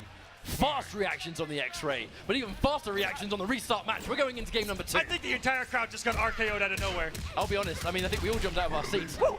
Wow. And before we know it, we're going straight into game 2. Restart match. It's kind of nutty how fast they go. And there's the tech once again, but this time he's got the stamina to run cancel into full combo. He's going for the damage rather than setting up the meaty. And ooh, nice cancel to the throw, mixing things up well as Waz so far. There's that smoke away. Waz, I don't think he's going to overextend on Wake Up because he knows if he whiffs too many and Scar goes for that smoke away, he's just going to whiff punish him with a forward 1-3 into smoke bomb. Like, you don't want to take a full combo just for whiffing a button. Ooh. And there we go, catching the down 1. More pressure and a punish from Waz. Looking so strong here early on, and Scar holding that. And he didn't have the stamina to get out an instant run, which is what you want to do with that situation, because he does have the advancing normal with a forward 1. He can instant run forward 1, probably get out of that situation. Oh my god, the tech. That was so good from Scar. Oh! Chase down the back dash, but if you put out any other button, I think you would have caught it. Oh, it's so late. You know what? I don't think that's worked all top 8. Oh! No, the techs, get off me! Oh, he risked it all. No, it's round 1. It's round 1. It's round 1. You've still got games left to go. But he had PTSD for the first round right there, for the first game. Not again. Right. But I really feel like Sky, he's going for some of these desperation moves. Looks very uncomfortable against Waz, but there's a hit confirmed. There's the harpoon. But one of the first times I've actually seen Waz break, he's had his hands on so much meter this entire set. Yeah, he can't crouch again. Only just got his stamina back. Yeah, nothing to hit confirm. Can't go for the meteor burn insect grenade. Nice grab from Scar. He's going to get corner pressure on this. Very brutal throw there. Multiple hits to the face, and oh, very good mix-up. So all the Triborgs have that little 2-2 mix-up that they can throw in. 2-1-3. Oh, the down 1. Increased range, and there's the smoke away. But scouted out. Waz still wise to it. Finally, the EX smoke away. Getting scouted, and that's going to keep Scar guessing when he gets knocked down in the corner for the farther that this set goes. And he's going to get, not the hit stun, he's going for the damage here into the corner. Yep, knockdown. He's going to get plus frames on this. Yep, just patient. Oh, the raw overhead. That's the first time we've seen Scar go for that full combo. This should be the round. I don't think Waz is going to break this. Yep, keep the corner positioning. Oh, wait, never mind. Throw him out. Never mind. Forget I said anything. But Waz, with 2 bars of meter going into this round, it's definitely in his favor. Scar, yeah, let's say anything on block or hit, and he's going to get that meter for a breaker himself. He came off the bar for the plus frames. So now if Waz lands a hit, going to get some damage. Got the jump kick. The corner, almost overextended that time. But because Waz has been consistently being anti-ed by the standing 1, that's why he's now going for the jump kicks. His jump kicks are working, but the issue is the jump kick leads to no damage. If these jump-ins that aren't being anti-ed anymore were jump punches, he'd be getting full combos for his trouble. No bar to go for the escape. Waz still in control, expecting an escape, but not today. There's the confirm into insect grenade. And that's the second time that we've seen a stagger into the back walk, and then he looks for Scar to press the button, catch that whip punish. Taking the plus frames on the ground. Oh my god, tries to go for grab. I do not think that was what he was after. Looks like an execution error to me. Oh, the invisibility. Oh no! Invisible mix. What's the mix? Oh my god, I don't know. I can't see it. Drops the combo. This could be it. Oh, how do you purposefully neutral duck an invisible character? Oh my goodness. My god, that was just timing. Straight up timing. He's gonna grab now. I don't need to see him. I'm just gonna crouch and stand up, and if he's done it, I win. Wow, and back to the wall right now. Scar's down 2-0 to Waz, and we get to see the character that he made a name for himself with, Mama Blade. This was the character that put Scar on the map, especially in MKX. Back in the day, Scar known as a Scarlet player during the days of Mortal Kombat 9. Keeping the mantle, the original demo Sonya, and that's why he's gone into demolition right now. The grenades, they were changed a little bit in the final version of the game, where now you don't get as many reps with the same grenade, but Scar was able to adapt to those changes like super impressively. What the grenades do is they make you so scared to press buttons. And what's really good about this particular matchup, I wanted to highlight earlier, if he had gone demo, was that her wake-ups don't move her. So she has to hold the grenades if she gets knocked down in the corner. Even if she does wake up armor, the meaty grenade's going to pop her up. Yeah, of course. And I wouldn't be honest with it. I wouldn't be surprised if that's what we see. Now this first round I think is going to be just data for Waz. You know, Scar's going to be going back and sort of de-rusting a little bit with Sonya. Hasn't used her all day. Now Waz, I'm certain he hasn't actually played Scar's Sonya before. So this first round is going to be just really important data on how he tries to get out. But he gets caught by the insect lift. No break yet from Scar. But if Scar jumps down, this actually is the round. Watch out for the X-ray. Oh, he came out 2 bars for that though. That was costly, but he took the round. It was worth it. I can't believe that EX grenade recovered that fast for him to for him to react to the anti-air with the down 2. That's the thing, that grenade drop, the less grenades that she has, the more projectiles that drone will actually drop. So Sonya becomes more dangerous when she has no grenades left to go. Oh, that's 19% right there. That's so mean that you almost have to eat. 19% and a free reload. Oh, dive kick beats the forward 1. Ooh. But possibly read a dive kick right there at that distance when he saw Sonya go for the neutral jump. Oh my god. If only he'd confirmed, that would have been a full combo. Nades are loaded. This is a more dangerous situation for Waz here, and the invincible wake up there. That's one of the best wake ups in the game, and it always has been. Cost 2 grenades, and now he's out of the grenades. And this is where you want to get aggressive on Demolition Sonya. Once she's out of grenades, you need to turn up the aggression. Waz wasn't ready to confirm that forward 1, so he just lets the string rock rather than going to insect grenade. And the read from Scar, knowing he's going to go for the jump. And he does get a game on the board. Now, I think this is going to be some time, I think, for Waz to just think about it. He's going straight into restart match, but we're going to see if he can get a bit more comfortable in this matchup. Ooh. Wow. Just swing it. Grenade afterwards, and even in a counter poke situation, that's what Sonya is so scary. You saw in the corner earlier in that last game, he just did down 3 grenade, and you think it's your turn since you block it down 3. I mean, today. At any moment those grenades will detonate. So it's such a mix-up in itself. Wake up over positive strike. Good call to do it then before a grenade was on screen. But I've got to say, Waz looks a lot more uncomfortable in this matchup. I mean, there's no way to really get demo experience unless you're forced Scar. Oh, I think that he missed a reload there. I did Scar off that knockdown. That's an opportunity to get him back there. He's coming off a lot of resources here. And he finally gets the punish, but he opts to save the bar. He wants to go meatless for this one. Knockdown. Goes for the overhead. Actually, a good delayed wake up from Scar. Goes straight into the grenade, and that's going to be a free round for Scar. What's scary about those EX grenade calls, especially in the situation, is he'll go to throw you. Even if you tech it, you're eating that. It's just, what do you do in that situation? You got to make the hard ultimate read. And he crossed up down 2, but Scar's going to be happy to just be out the corner. Hit confirm into insect grenade. Good, punishing that dive kick, which has increased recovery on it in the latest update. Indeed. Now what does Scar do on wake up? Oh, arc kick, and that's going to be a free reload. Anytime, like especially as Demolition Sonya, you'll sometimes see Sonya players, they'll forego damage just to get the reload. Because grenades, that's how you're going to win the round. That's the money right there. Oh, yeah. What? That's the second time that he's thrown that bug and he's gotten a trip guard. Full screen running in. All right, we're going to get a knockdown. Knockdown's going to be grenades. This does mean that when Waz inevitably does try, if he gets a knockdown in this situation, which he might not even get the chance to because here comes more grenades, Scar's going to get a knockdown and a reload for more pressure. This could be the money shot right here. Oh! Yep, scared to press buttons. Tries to jump back, but still in a bad spot. The grab, that's going to guarantee my the grenade goodness! again! Scar is bringing this one back, proving why the change to Sonya has been so fruitful for him. 2-2, are we going to see a switch? Is this Waz's only character? I'm not too sure. He's thinking about Broodmother, I think. This is the keep away variation of Devora. And it was, no, he's actually going for it. Waz, the Devora specialist, is betting the farm on Broodmother. Here we go. And in a situation like this, in a final game, you're going to throw something unorthodox that Scar might not know too much about. Well, think about it, right? He's essentially forcing Scar to just play a rank match. You know, he's forcing him into this best of 1. If Scar is not prepared for some weird Broodmother stuff, and weird it is, this is the time to do it. But Waz, you know, he's been a Devora specialist since day 1, so if he knows how to use Broodmother, this is the time to show it. Unfortunately, he's in defensive spot and was able to reverse the position immediately. Oh, the bug's coming out. Here it comes! Yep. Broodmother gets projectiles and a bug drop. The bug drop is a low, which sets up for some weird, hard-to-blockable situations. Oh my god! Oh my goodness, it converted into the other grenade.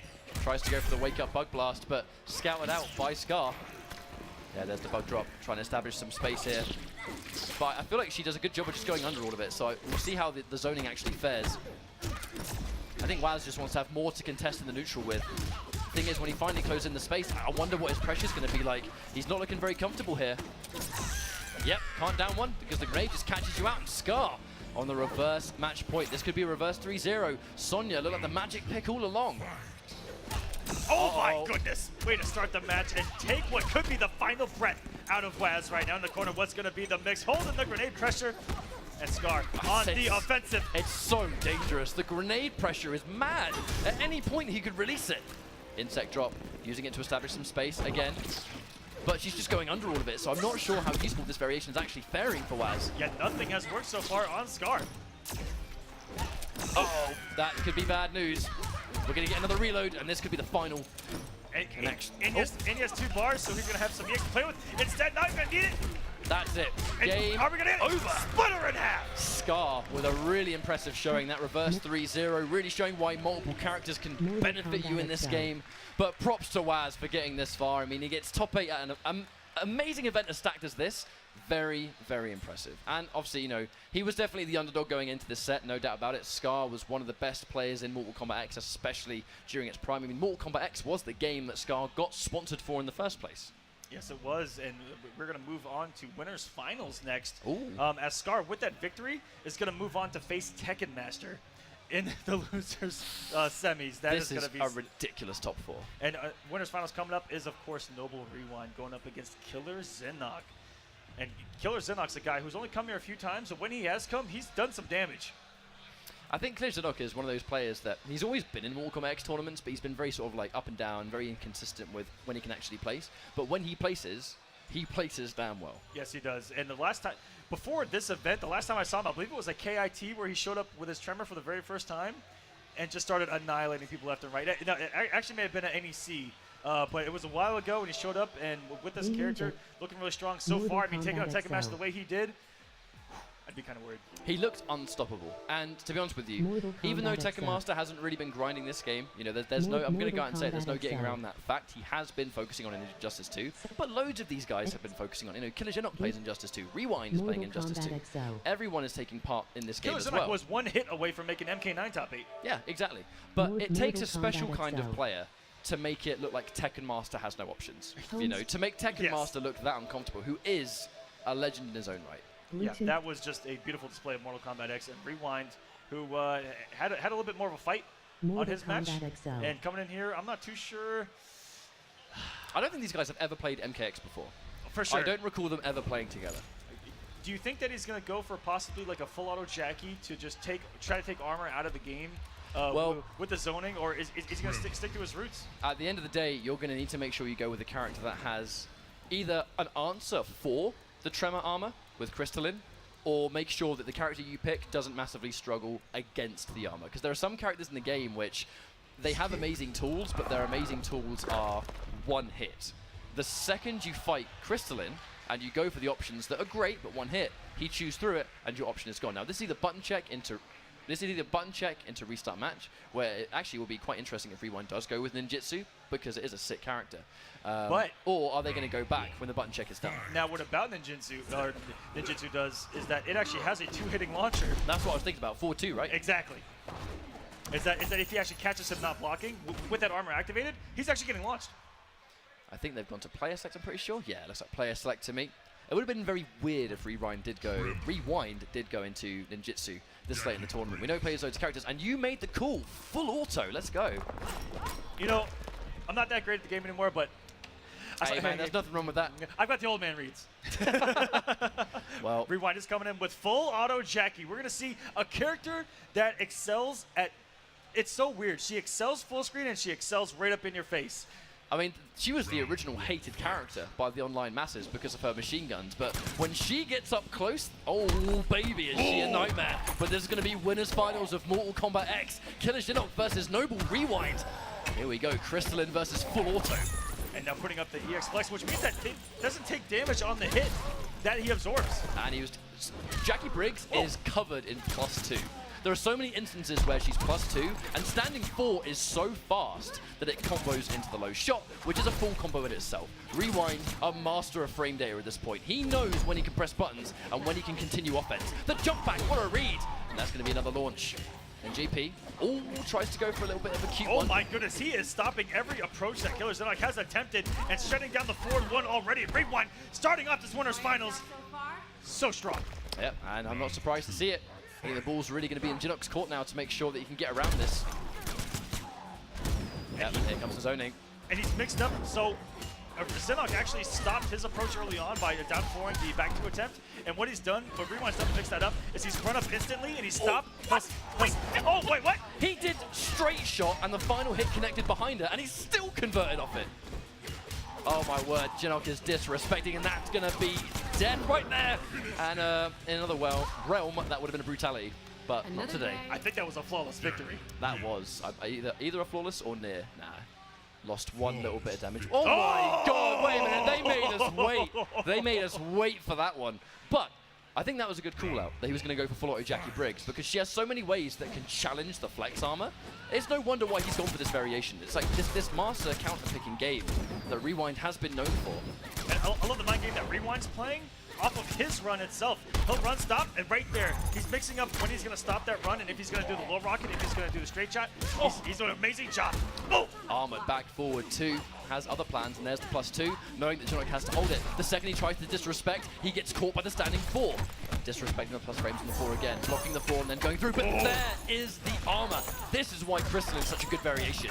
And that was a punish on what would be a safe special move. Indeed, normally safe on block, but not against Crystalline. This will be some good damage, going to end in a hard knockdown. This man's going to flex up. Oh yeah! And her one defensive option is the back forward 2. So Crystalline on the knockdown does have the advantage here, but he's forced to break. That meter burn upshot was going to be good news for Rewind, but no confirm, no goes for the OTG. And he gets the second one. We've seen that multiple times where he just lays it on the line and goes for multiples. I feel like of all the characters too, Jackie's not going to be, she's not going to have as many of those likely full screen options to get around the ground pound. You know, if you expect it, you just have to jump. It's a raw jump in, my word.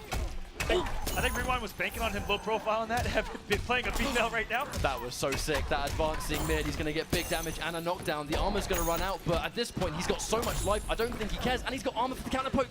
The jump out is going to make it whiff, but plenty of work left to do, and the raw jump in connects, forced to break. Oh, in the back two, almost sent him home. He's a little bit for a chip out, but nice delayed wake up by Rewind, letting him whiff, going to get a little bit of damage. What's going to be for breakfast? A down two! Oh God. I felt that in my chest. That just made the entire room shake to that Aquaman. That was a savage down 2. 1-1 right now, Zinok. Not phased whatsoever by that game 1, and that's the mark of a top player right there. He's looking through variations. Is he going to go shotgun? Oh no, he's gone off Jackie. Luke Flame Fist. Now this is an answer to Crystalline. This is a multiple hitting character right here. It's not even the back one which hits twice. It's the windmill punches. Hit or block, we're going to see some health bars melt. If anyone in this crowd hasn't actually seen Flame Fist Liu Kang, you're in for a treat. It's just, before you know it, the game's going to be over if he wins. If he gets a hit, if he has resources, health bars disappear. Ooh, in with a flash parry, probably expecting some sort of round start from Rewind, but just being patient. Yeah, and the full screen zoning. The second you pop the Flame Fist buff as well, those projectiles do 10% damage, but there's the back one too. Challenged by Zinok. There's the overhead. Another launch. Knockdown into flex. And Rewind has no resources here, has to simply wait it out, take his turn, and beautiful reaction by Killer Zinok. And he gets the reversal. That is such a sexy looking combo. Yes, it is. All right, he's going to get pressure. Low cutter is plus on block. Disrespected by Rewind, and he's going to pay the ultimate price and lose the round.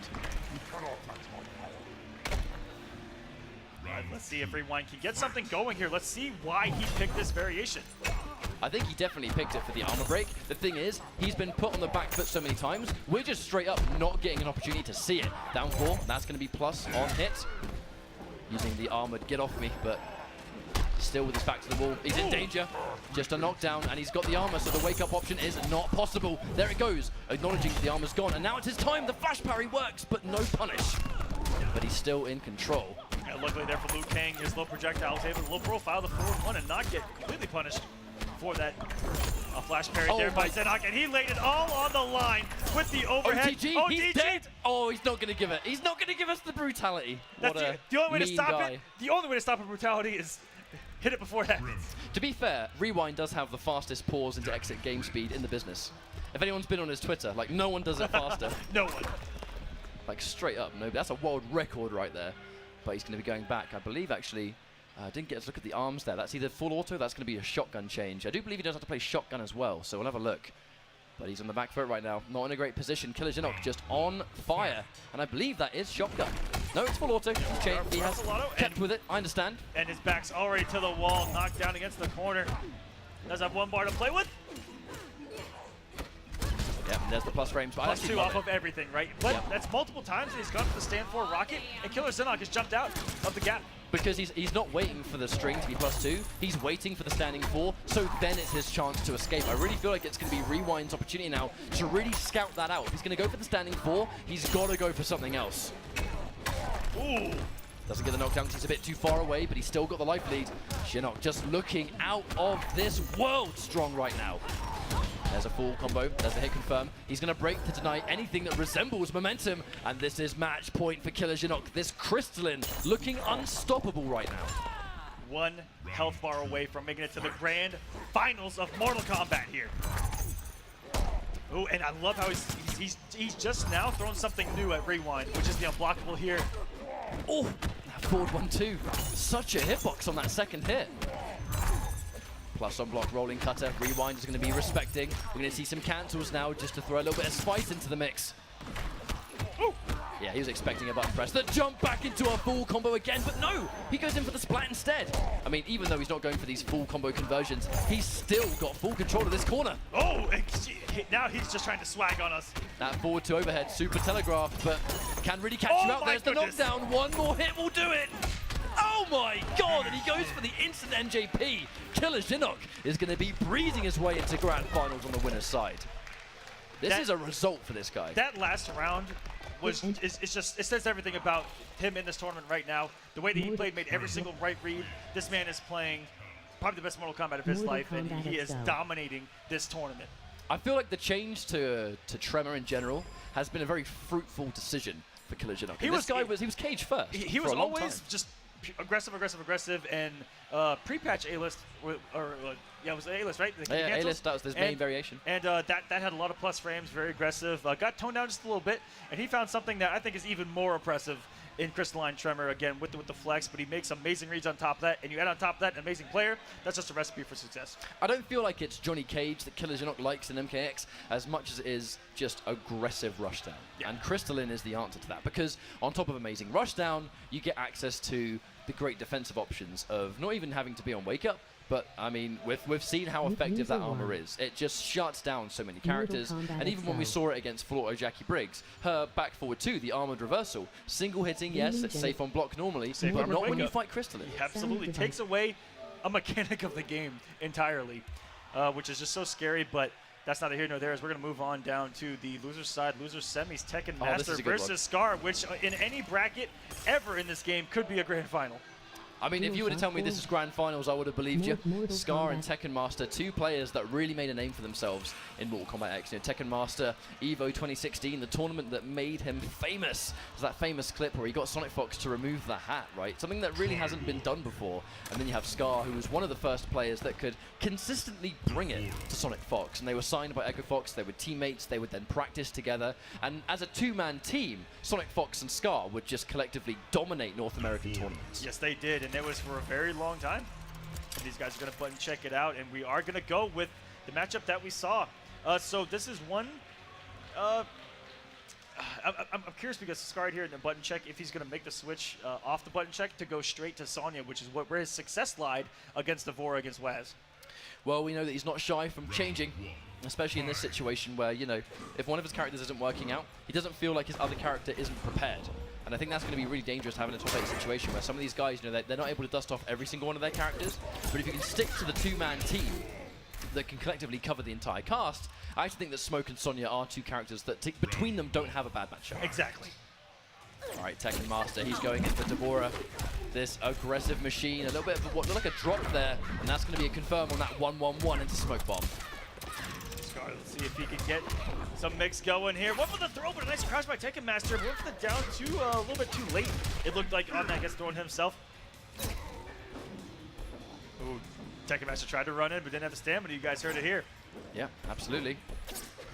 Running into some sprint pressure. Just whipping the integrate. There's a bit of shakiness from these guys, but that could just be loser's bracket this late on in the tournament. And if they're going to shake this off, it's going to have to be round number 1 in the first match. Yeah, if you guys aren't familiar or aren't aware, this is a $2,500 pop bonus here for Mortal Kombat X. These guys are playing for some money. Yeah. A lot of stuff's on the line right now. There's a nice chunk of change, and actually a good read, expecting Scar to not go for the 4 on that forward 3-4, and he was bang on the money. Rarely see that thing go punished because, again, the 4 can come so late and catch you trying to punish it. Tries to crouch, but actually eats it just completely. Yeah, nice down 1. So you understand that when a low poke connects in Mortal Kombat X, the general rule of thumb is that a low poke will be plus in some way, so it's going to be your turn afterwards. Are you going to use that hit stun off that down 3 and follow it in? Oh, sorry, down 4. The Act 3 actually goes a little bit farther forward. All these tentacle normals. Tekken Master now out of stamina, but going to try to use the EX throw bug, but it's nicely crouched by Scar because that does generate some plus frames, some more plus frames for him. Yeah, you might be asking why did he go for that, but sometimes the way to get out of that forward 1 string is actually to get hit by the final hit and kind of get you out of a bad situation. I think he was really expecting Scar to get hit by the 3rd hit and it'd stand up into the insect grenade, but thinking a bit too far ahead, really. Ooh, almost got to burst off the smoke bomb there. But unfortunately, he was stuck in some block stun. Off the swarm summon. These guys just feeling each other out here side by side, and Scar has had a couple of moments where he's just swung with 1-1-1 and got some whip punishes, going to get some damage here and take the round. Yes, it is. He's going to go for the meteor burn teleport into the standing 4 just to finish the job. Tekken Master's back to the wall here. And actually, Scar doesn't want to be near the corner. I think he's happy taking the fight mid-screen. Ooh, beautiful conversion. He almost got something. I think maybe could have snuck in another little instant run cancel. And that is why we see the insect grenade used at the end, because that time Scar actually did get hit, which gave him the pressure on Wake Up. Confirms it's a Harpoon. What's coming next? Just taking the plus frames of 1-1-4. Oh, Smoke Bomb. Yeah, staggers it into the overhead. Smoke's mix-up game so dangerous when he gets going. And there's a lot of things that you again. Oh my goodness, that you have to make the guess on if he's going to smoke for it, if he's going to smoke away, if he's going to do the actual combo, if he's going to stop, go for a 50-50. That could be safe, that could be plus. He's going to mix up again. He's going to be behind me, in front of me. And just like that, Scar taking game number 1, coming back and in a matchup that he was just losing moments ago, and now winning against Tekken Master. That was straight up just a smoke round. You know, the second he can actually start his game and get the offense on the go, he has so many things he can cancel on hit and block, you know, smoke away. The fact that even strings by themselves, like, you know, even down 3, standing 3, they're plus on hit as well. You can cancel any of those into smoke away, which actually makes seeing the next mix-up a lot harder. Now here comes the character change. Shinnok versus Smoke. I like this because I believe Shinnok does actually get access to a move that he can loop in Imposter. Sometimes he can get a move that he can combo into itself, and he gets what resembles a Vortex. Sometimes he'll get something like Liu Kang's straight kick or Sonya Blade leg lifts. I think against all of the Triborgs, he can loop it, and it's different depending on the variation. Ooh, look at Scar looking for the early reaction to the teleport with stand 1 as well, which I think is Triborg's best option against that. Maybe even they're down 2. We'll have to see how the matchup goes on. Tekken Master. Oh my goodness, he's unblockable, damage buff, command grab, interactable. FYI, people, that was guaranteed. If he gets the imposter restand near an interactable, he gets the damage buff and the unblockable factor. Oh, what's the mix? Oh my goodness, where is he? Oh my god. And he gets hit by the second hit, which is allowing Tekken Master just to get some damage with the standing 1. He's ready for the tricky portal. Going for that right damage into the corner. Doesn't have to worry about a wake up at all. The 50-50, and he kept it plus just in case. Option selecting itself. He's going to do some hit stun and try to close down the throw, and he doesn't. But what a tech on Tekken Master's behalf. Does have the bar. Oh. Jump back into Vine. I mean, understanding what stage you can use for the interactables, it really can save your skin, and that's why. And that has a deceptively large hitbox everywhere on the screen. That was actually really brave of Tekken Masters, challenging the +2 with zone forward 4. I know it's a really fast button, but I'm pretty sure Triborg in general does have some normals that can beat someone disrespecting the +2. Yeah, and smoke bombs, we can loop it into itself. Which is so scary to get hit by. I mean, getting Vortex in a game like this that's all about offense is so scary, but both these characters can kind of do the similar thing, especially in what's essentially a mirror once he steals the move. Yeah, very much so.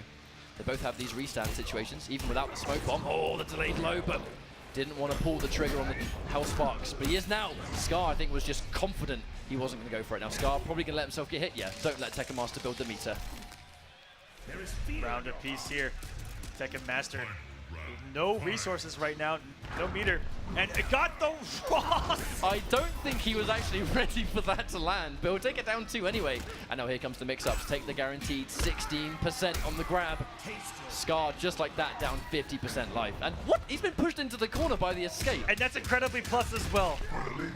Wow, that's very good. You want to talk about a moment where it goes 0 to 100 real quick, get crossed up by that interactable, and now you're in the corner and they're plus. Down 3 just to make the jump in whiff. I like it. Yeah, the crouch, but no punish. Oh, catches the forward 4, down 1. And any stray hit, Scar still having the conversions on deck. Scoring the knockdown. Now expect that wake up a bit delay though by Tekken Master. Comes off his only resources and he went for the stand 1 and got burned. Yep, he tried to anti-cross up. Scar actually making the big play to not break this.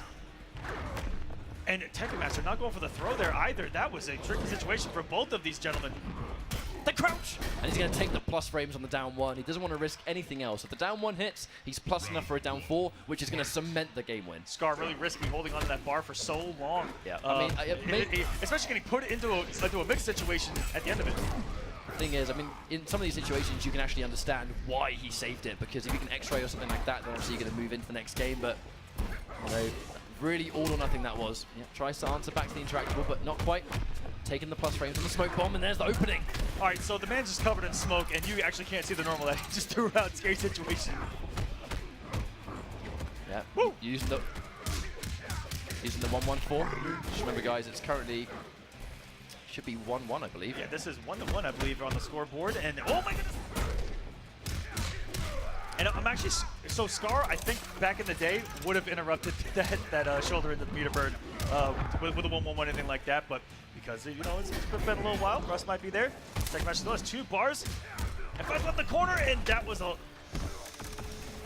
maybe a little bit risky there by Scar. Every time he's thrown out a high that close to Tekken Master, it's gotten down forward, and it has gotten hell sparked. So that's what's so scary about him throwing highs this close to this man. Yeah, I mean, I feel like at this level of play, you've got to take risks. Scar, I'm not sure if that was an instant NJP attempt, but he just didn't manage to pull it off, but he's going to spend that second bar to get the launch. You know, it's an expensive reversal, but a reversal nonetheless. And Scar's done a really good job. He hasn't gotten truly vortexed yet. He's blocked every single time off the chance, and he'll even just take the hit on the throw, and we're fully invincible, and the mix is just dirty from here on out. Actually, it looks to me like he just went for a straight-up 1-1.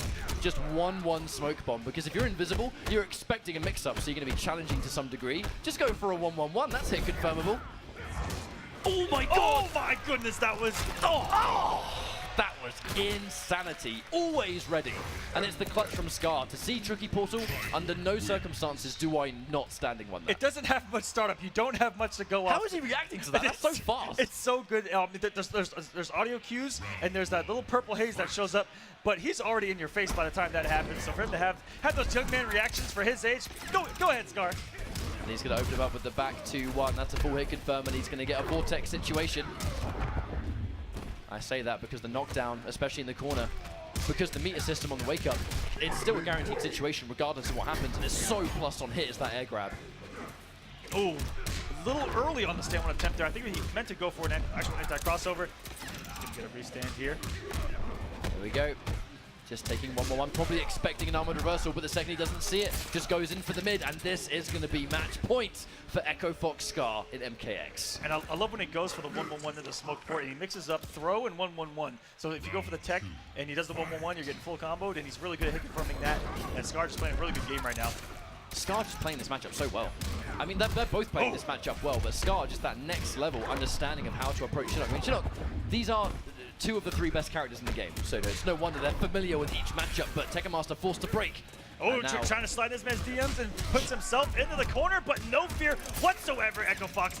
Scar gonna get another restand. He's going invincible, and now he knows what he's gonna do. That's a forward 1-3. I recognized it, but I don't know how. One more hit. The conversion. This might be it. He's going to get a launch here. I think this is game over. They're going to do it, and it is, as Echo Fox's Scar is going to send Tekken Master home here in Mortal Kombat 3-1 here in Losers Semis. He's going to advance to play Rewind in Losers Finals. So we have a run back at command. These guys fought earlier in the bracket. Rewind was the one that was able to move on, but obviously he fell convincingly to Kinajinok and win his finals. regardless of what grand finals we're going to get from this losers finals, I think us and the entire crowd and you guys at home, we're in for a real treat with this one. Absolutely. And in this losers finals, in the run back, expect something maybe a little bit different from Scar. And we saw him go back-to-back matches against the, similar matchups and perform differently. So maybe he might come into this match, do things differently, and just perform better. Well, if there's time to adjust to how things went, Scar, he's going to be plenty warmed up after that really convincing win against Tekken Master. It's really good to see these guys back, man. I mean, I know these guys don't get to play Mortal Kombat X all the time, but coming back into this top 8, we have Killer Genok, we have Rewind, we have Scar, we have Tekken Master for crying out loud. We had Foxy earlier on. Like, it's great to see these guys back with this amazing game that we all miss very much. There were so many entrants for Mortal Kombat as well. So shout out to everyone that's here that signed up and actually played in Mortal Kombat. Everyone watching at home, you guys are keeping it alive. And amazing stuff for NetherRealm. To not only support Mortal Kombat, go back in time even further, support Mortal Kombat 9, and of course Injustice 2 here. We all understand. In the home of NetherRealm. I mean, that's exactly what I was about to say, right? Mortal Kombat is born and bred in Chicago. Combo Breaker is always such a celebration of NetherRealm games. That's why we had 2 Mortal Kombats here. That's why we obviously still have Injustice 2 with the Pro Series. It's a celebration of all of these games that brought the whole community together. We all started with a different game, and they're all being represented here at Combo Breaker 2018. So we're going into losers finals. The winner of this will be moving on into grand finals on the loser side, where they'll be facing off against Killer Genok. But they've got to get through each other first. It's going to be Noble Rewind and Echo Fox Scar. The run back. 3-1 in Rewind's favor on the winner's side, and we're going to see the same exact matchup. Scar showing no fear right now. He's likely to feel a little bit more confident with this one. He's had plenty of time to de-rust with that smoke, with that loser's rampage that he's currently been on. But taking the minus frames, instantly getting a grab and the first hit bonus. And Rewind already picked up where he left off, which he threw Scar so many times on the winner's side and drawing first blood. It's like getting huge damage here. And getting a nice restand plus frames. I actually really like Rewind as kind of catching on to some of Scar's tendencies. In the previous set, we just saw against Tekken Master, we were seeing 1-1-1 to bait an armored interruption on the 2, and when he didn't see it, he would press buttons. The first time we saw 1-1-1 against Rewind, he challenged it and caught a full combo, and the rest of the round is history. And already all over the smoke port in the corner as well, Rewind. Looking so strong here. For having not played a match here in quite a few minutes, as Scar has just warmed up completely. But I love that the moment that Rewind knocked down Scar the very first time in the corner, he put out a couple down threes, and it actually beat the smoke port. And what's great about that is that he uses that hit stun, and he's got plus frames himself. He can just continue to batter and abuse smoke with these buttons. As we got Scar kind of turn things around here, don't we? Yep, if he knows that Rewind's going to sit there and block, waiting for things to punish, and the chase down on the flip. That was good stuff. If you're going to be content there, sitting there blocking smoke, then, well, I'm just going to throw grabs out. Speaking of which, taking the minus frames to get a grab into the corner. Definitely don't count out Rewind. That's such an amazing string. Oh, Shao Kahn's hammer laying down the law. And there we go. Super plus on hit. Dedicating into the low. Good block from Scar, though. That would have been a full combo into the same situation again. Expecting a shimmy on the back one. Scar is not going to bite. He's not going to bite. Oh, the NJP expecting another back one. And he's going to get exactly what he's after. And that was just patience at its finest. I mean, he was taking so many back ones, so many checks with the down threes, and just waited. And the one time that Rewind decided to change things up, and NJP was waiting for him, and Scar now getting a little bit of momentum going. If anyone's wondering why I said that the smoke away is one of the best reversals in the game, that's why. Very little moves in this game let you evade while invincible and still get a whiff punish, because forward 1-3 is such a good string. Oh, overhead. Just 18% safe on block, overhead starter. That's such a good check if you want to stay safe, but still enforce a mix-up. And speaking of mix-ups, Rewind's going to get one of his own. Taking the plus frames. Oh my goodness. Chip damage on those akimbo pistols no as well. gaps, no armoring. There's nothing. You're holding that. Yes, you are. Rewind up one game, trying to repeat history here and send Scar home and try to get a run back with Killer Zenok. But this is a long fight, far from over. And what's going to be the mix here from Scar? Going to go for the damage here mid-screen. It's going to run up. Nope, just going to stay full screen. Rewind, going to try to make an approach. All Cassie needs is an instant run in the back one, and she is in there. Taking the plus frames, really trying to smoke away yet, catch the whip punish. You mentioned earlier, so good at setting up those whip punish attempts, and Scar's caught in a few of them. Rewind, although he's playing the matchup right, has got caught being overly aggressive, but it's something that he has to keep the momentum up. He has to keep Scar on his toes the whole time, right? So the fact that I see him getting caught being overly aggressive a few times, I don't necessarily that's a bad thing for Rewind because this aggression's paying off. Oh yeah, absolutely. And you know, if anyone knows when to go in, it's going to be the likes of Rewind 2. Has very little fear, goes in for the reversal, but scouted out by Scar. Not today, mate. All right, if there was one decision, I might be going for another hammer right there. But if it would have hit, hammer time. Yep, we've got knockdown too, you know, so it's always not just about the damage itself, it's interactable, but it's kind of what you get off it at the same time. Ooh. Oh my god! I'm actually shocked that something traded with a baton. Did I just see a teleport punish stance change? Well, I've never seen that before. I don't even know what he tried to do. But either way, he still manages to recover, and there's that meter burn nut punch, forcing the overhead option. Safe on block, so of course he's just going to use it to be advantageous instead. Rewind tried to disrespect some plus frames there and got absolutely burned, and Scar throwing out that back one from quite a distance. So much respect being shown from both these guys. Yes, backdashing the string. One of the first times we've seen that string actually get backdashed. Got another backdash and ding dong. Some plus frames are here. An excellent block on the low, but Rewind coming off the bar to stay safe with the EX flip. Yep, doesn't finish the string. He's going in for down 3 instead, just in case Scar challenges, using the plus frames to get the grab. And it's 1 round each. An amazing down forward. You talked about how we talked about how good Scars are teching throws, but to throw throws at him that are unorthodox, like the throw out of the corner, that increases your success chance, I think, of it not getting teched.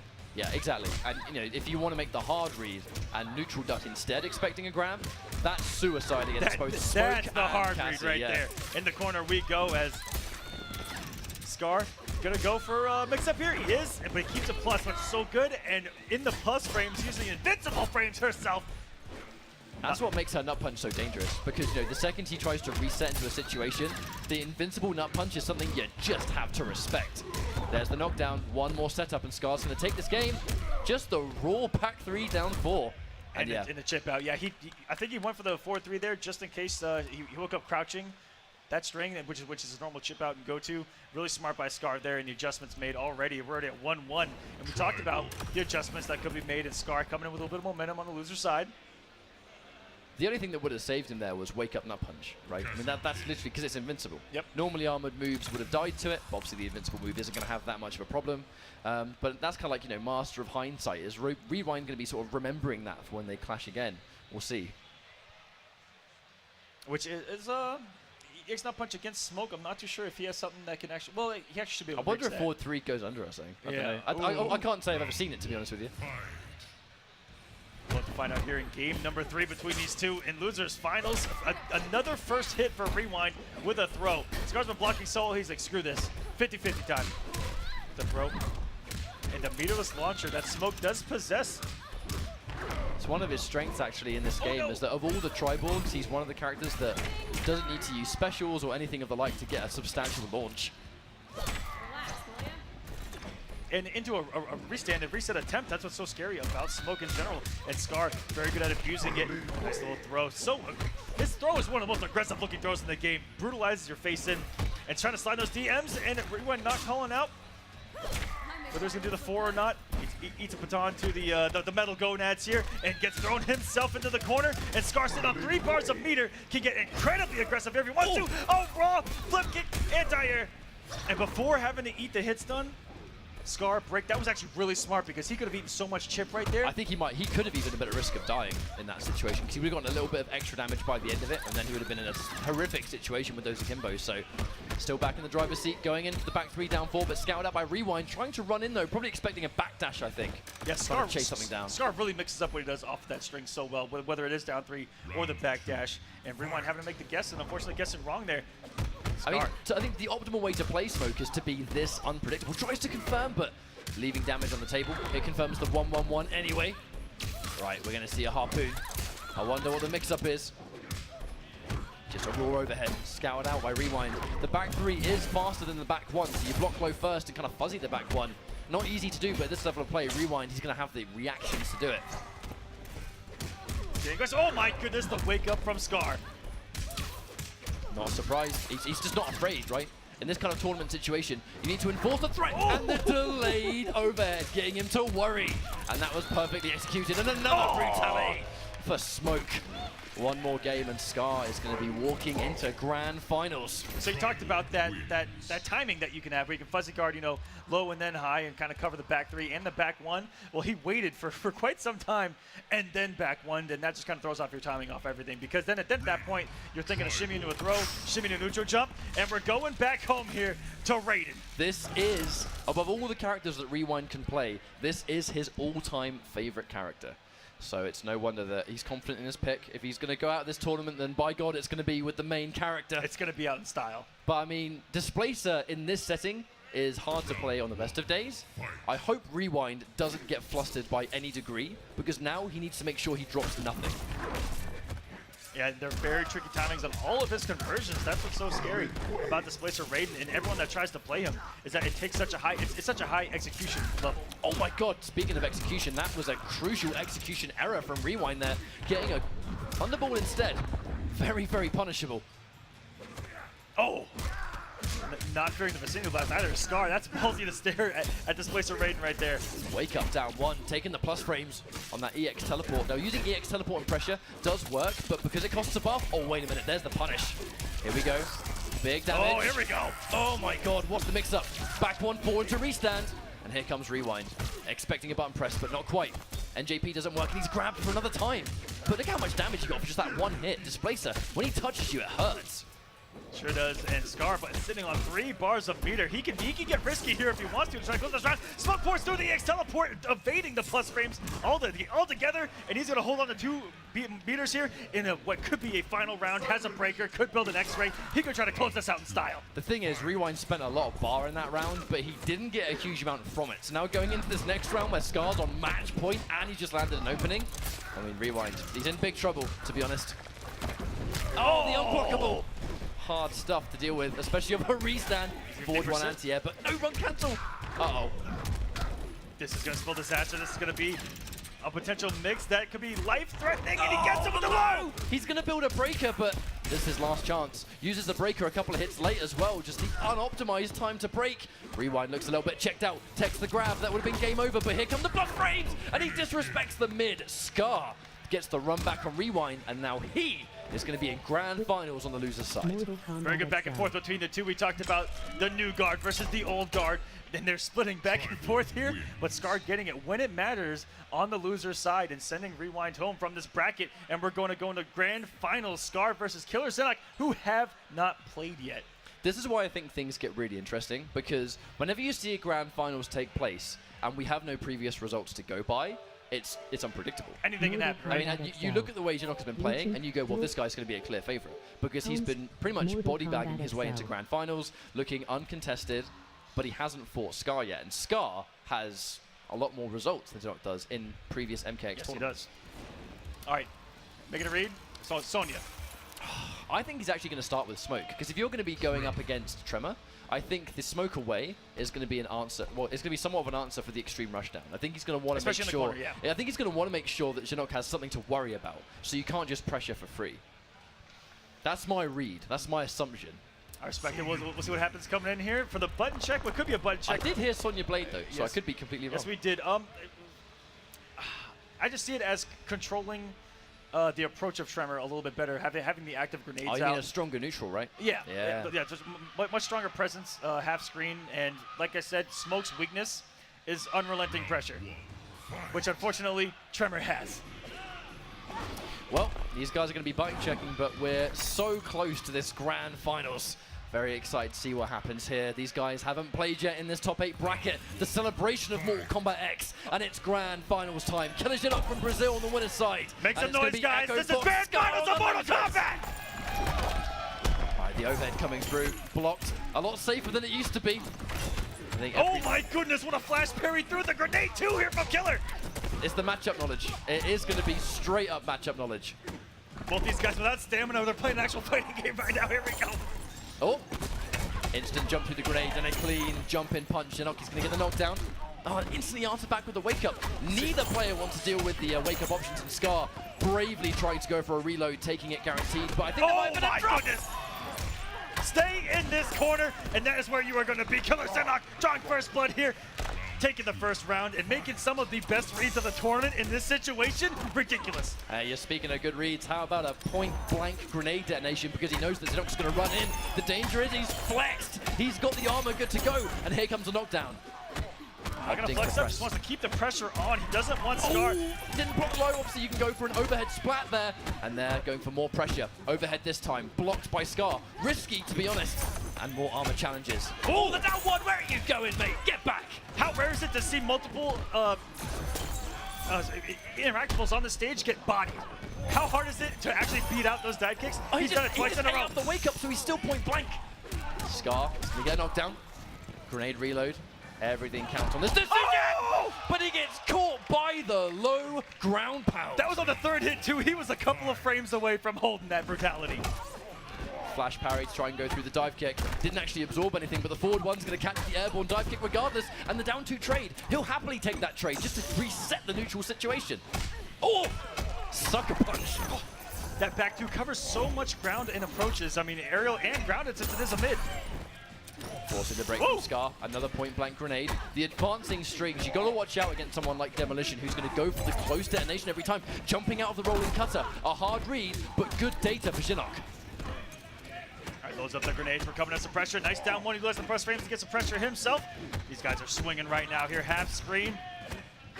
And that's what's amazing me right now is that these two are playing at the same speed. They are. Absolutely. That's one thing Tremor forces you to do. It's play this game at 1,000 miles an hour. Clean jump in. It's going to get blocked, but he's going to enforce the low mix-up anyway. Actually opting to go for a reload, confident he doesn't need it. Oh! How about that? Scar finally getting something here. Killer Zenok starting off so strong. Let's see if Scar can make the adjustments. The tournament veteran here. I mean, this for those online that might be uninitiated, being on the loser side means you got to win 2 sets of 3 out of 5. Shinnok just needs to win 1. First of all, Scar needs to put Shinnok in the losers bracket. So you got to beat him twice. Easier said than done when he's looked this dominant the whole time. Keeping a hold of that armor. Somehow blocking the whole thing. Oh, and he ate up the dive kick! Crystalline Tremor. Such a dangerous character. Flexes up again. We're coming in. Oh, even through the rock. Which is plus frames in and of itself. And if he uses the meter burn armor, when he absorbs a hit, he takes no damage. And he crossed up down to Scar, lives to fight another day. It's 1 game apiece in the grand finals. Can Scar make this comeback? Can he reset the bracket? And dare I say, do it for America! I mean, I know that's what you want, but to be honest with you, I'd quite like Shinnok to finally get his big win. He's been working hard. Ooh. Oh, excellent wake up. Always gotta fear that bad boy, as long as there are 2 grenades on Sonya. Jumping back, getting rid of the armor, but he's going to eat the full jump in anyway. That low option. A late break, but because I think he's actually trying to deny the reload more than he's trying to deny the damage. Oh, nice cancel into the block too. He's really been testing Scar with whether he's going to let it down one rip or anything right there. And now this is party time for Crystalline, because he can absorb everything and anything as long as it hits once. The raw overhead, and he just, oh my god, he's so content. It allows him to take those risks, right? Oh my god! Oh, and he gets another my goodness. OTG. OTG properties on that meter burn ground pound. You're never free of damage as long as he's got a bar of meter. Alright, this is good for Scar though. Being a nice corner push here, has 2 grenades loaded still. Okay, so even though Scar's gonna knock down, he has to be wary of those two grenades that are on his belt. But if he absorbs the grenade reload, I'm pretty sure Crystalline can power through. And that's why the armored option is going to be the arc kick instead, because it hits multiple times. There's the cross-up jumping punch. And Shinnok back in control. Here's the hard to blockable. Excellent block. Overhead and low, but another block the low. This might be it. And just like that, Killer Zenok is 1 point away. Championship point for this man.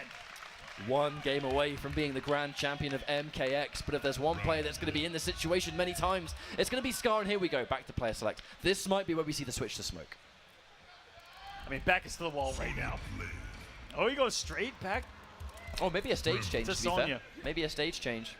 Yeah, Dead Woods, we're going to be switching up. Remember, the pit is one of those stages that has a corner escape on both sides. It's a symmetrical map. And it was working for Killer, but it wasn't working for Scar, unfortunately. Every time he attempted it, Killer was able to shut it down both times. And that's why I think he's trying to take it away. I think he'd rather Shinnok not have a corner escape than him have a corner escape.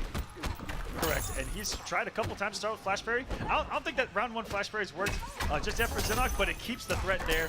for Scar to simply hold some pressure and start the match. And we're already off to a good start here for Killer Zinnock. Oh my god, I think he tried to do something about that, but he got hit anyway. Last time he did get a punish on it. Yeah, I mean, why not? Why wouldn't he just run in full speed if he's got the armor good to go? But Scar catches him again, knocked down, goes in for that meaty overhead, but the delay wake up from Zinnock, surviving slightly, but the jump back connects. And that break is forced out of Zinnock. Oh my word. Almost picked up too. With this grenade, Scar going to be close to getting the round. Beautiful wake up there. There were negative frames on that call. Oh, scouts out the wake up. And he absorbs, but it's multiple hitting. He takes damage. Still alive though. Zinnock, don't count him out. Do not count this guy out. Goes in for the flex. Oh! I respect the down 4 because if Scar pressed buttons trying to get that last bit of damage, the down 4 would have been so plus that Zinnock got a guaranteed mix-up. Yep, forward 1, and then at that point, it was pure mix. Scar looking good here though, and he's really changed up his play. He's so aggressive right now, and I like it. Yep, I agree with the decision. Oh! That is an answer for rolling cutter and a half. Smart plays from Scar. Instant dive kick to make it whiff. Come on! Beautiful stuff there, and that may be what Scar attempted earlier, just made benefit of execution error, but that was a beautiful decision, and Scar gonna tie us up at 2-2. I am so excited for what we're seeing right now. 2 games apiece. This is going to be tournament game for Zinnock and reset game. What does the crowd think? Do you guys want this thing reset? Or do you guys want to see Killer Zinnock take it right now? Oh, they want the reset. All right, yeah, I heard significantly more noise for the reset, but I'm not surprised. We're in America. Of course, it's standard. We also want to win. see more Mortal Kombat. I mean, I want to see more Mortal Kombat. I don't know about you. Here we go. Same matchup, different stage. Didn't say chamber, very unique corner escape. So it's not really an escape as much as it is a corner armored defensive option. Correct. And an escape on the right-hand side. This is a reset point for Scar and championship point again for Killer Zinnock. Here we go, guys. Starting off with the unblockable, changing things up entirely as Killer Zinnock, throwing something differently at Scar when it matters most, when it could be the championship. Absolutely. Gotta watch out. I think Scar is gonna have to watch out for that dive kicks. The forward one so fast, so advancing. It's an excellent tool. Banks it on the overhead because he had the armor, but still answered back. Right, here comes the reload. Oh, it's a good start for Scar. He's got a couple of great punishes on the armor itself. He's throwing a lot of 1-1s, the really quick, fast-hitting normals. Oh, caught again. Grenade conversion. We're going to see another reload, and now one grenade connects. That should be it, but what a catch. And there's the flex. Even though she was still low to the ground, that is a true mid right there with that back two. Oh my god, that's still connected? Are you serious? And the EX leg press going to do the damage. That Scar was, one game away from the reset. Yeah, but he's not going to be happy about that. Zinnock doesn't want him to get to that point. He wants to have this grand finals, and he wants it in the bud right now. Oh, caught by the overhead, though, forcing the break. And his back is still to the wall with Scar. Plenty of resources to work with. Interruption. All right, here we go. This is Crystalline's playground. Oh, the escape. Excellent decision. And he's forced to take it. Makes here a good grenade. Call it dead. Raw Savage down 2 by Scar. And here we go on the offensive. So close to the reset. Another knockdown. He's going to put out the meaty grenade. Excellent blocks by Killer Zinnock. Can use the corner escape himself into some plus frames. Oh, bets the farm on the armor. Still alive temporarily. And he catches a jumping punch. Scar, no breaker. Here comes the flex. He meter burns it to absorb 4. And there is the whip punish. Killer Zinnock is going to be not quite on point because he missed it. Oh my goodness! God. Surviving by a thread with Killer Zinnock right there, and a final round to decide whether the tournament ends now or later. I mean, we're 1 round away from finding out. I can't watch. Tries to punish, yeah, a little bit late. Scar waiting out that armor, waiting for his turn right now, looking for the plus frames on the down 4, didn't get it, and Zinnock relentless right now. The conversion, just going in for the simple stuff. Let's not overcomplicate. Rolling cutter to enforce a low. Eating up the interactable, going from plus to punishable. There's the breaker. Went for the same whip punish he had on the dive kick earlier with the back 2. Didn't get it this time around. Has so much meter right now.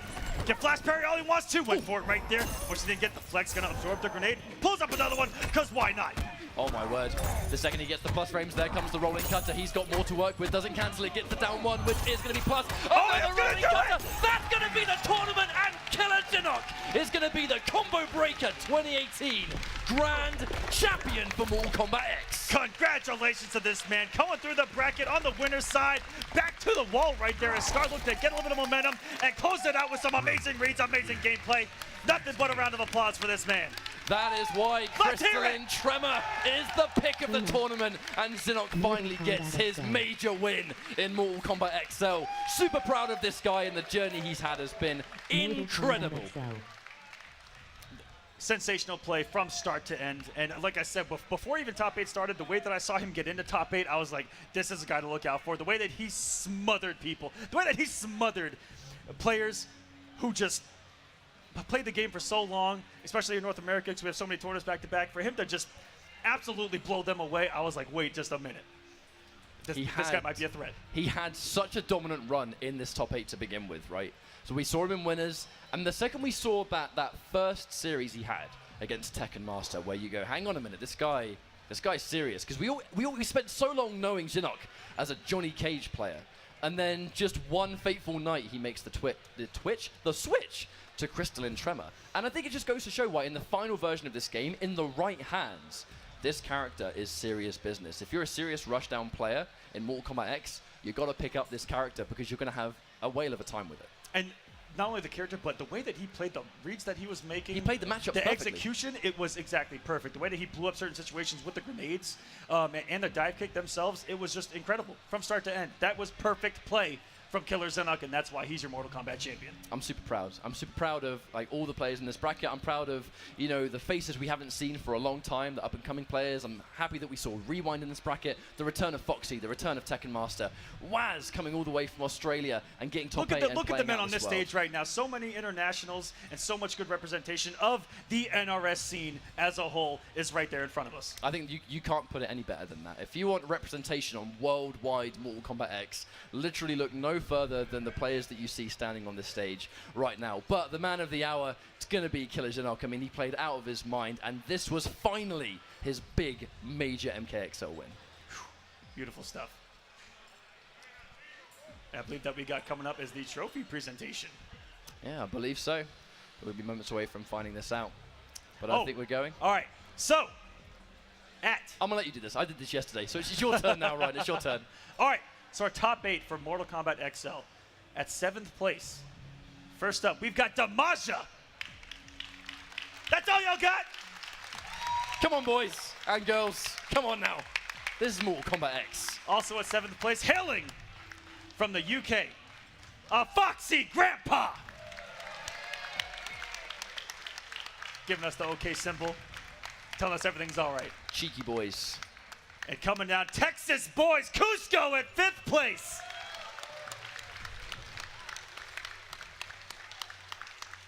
And the man from down under, Waz from Australia, also getting 5th place. Congratulations to this man.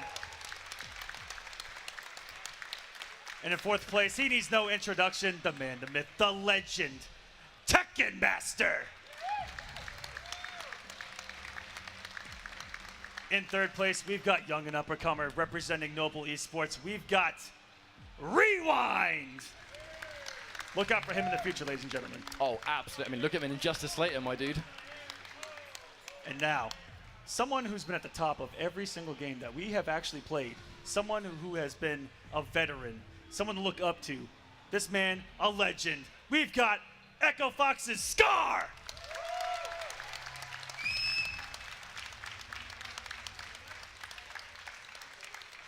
And your tournament champion from the land of Brazil, we've got Killer Shinnok. Congratulations to everyone here that made top 8. It was amazing to watch. You guys are the champions.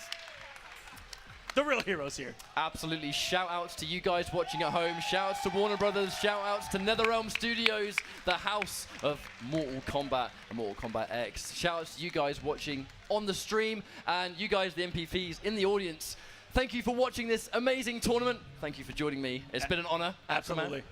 But that's all we have time for. Thanks for watching one final time. Stay tuned for more action we have Injustice 2 later in the day. Don't go anywhere because fighting games at Combo Breaker will continue momentarily.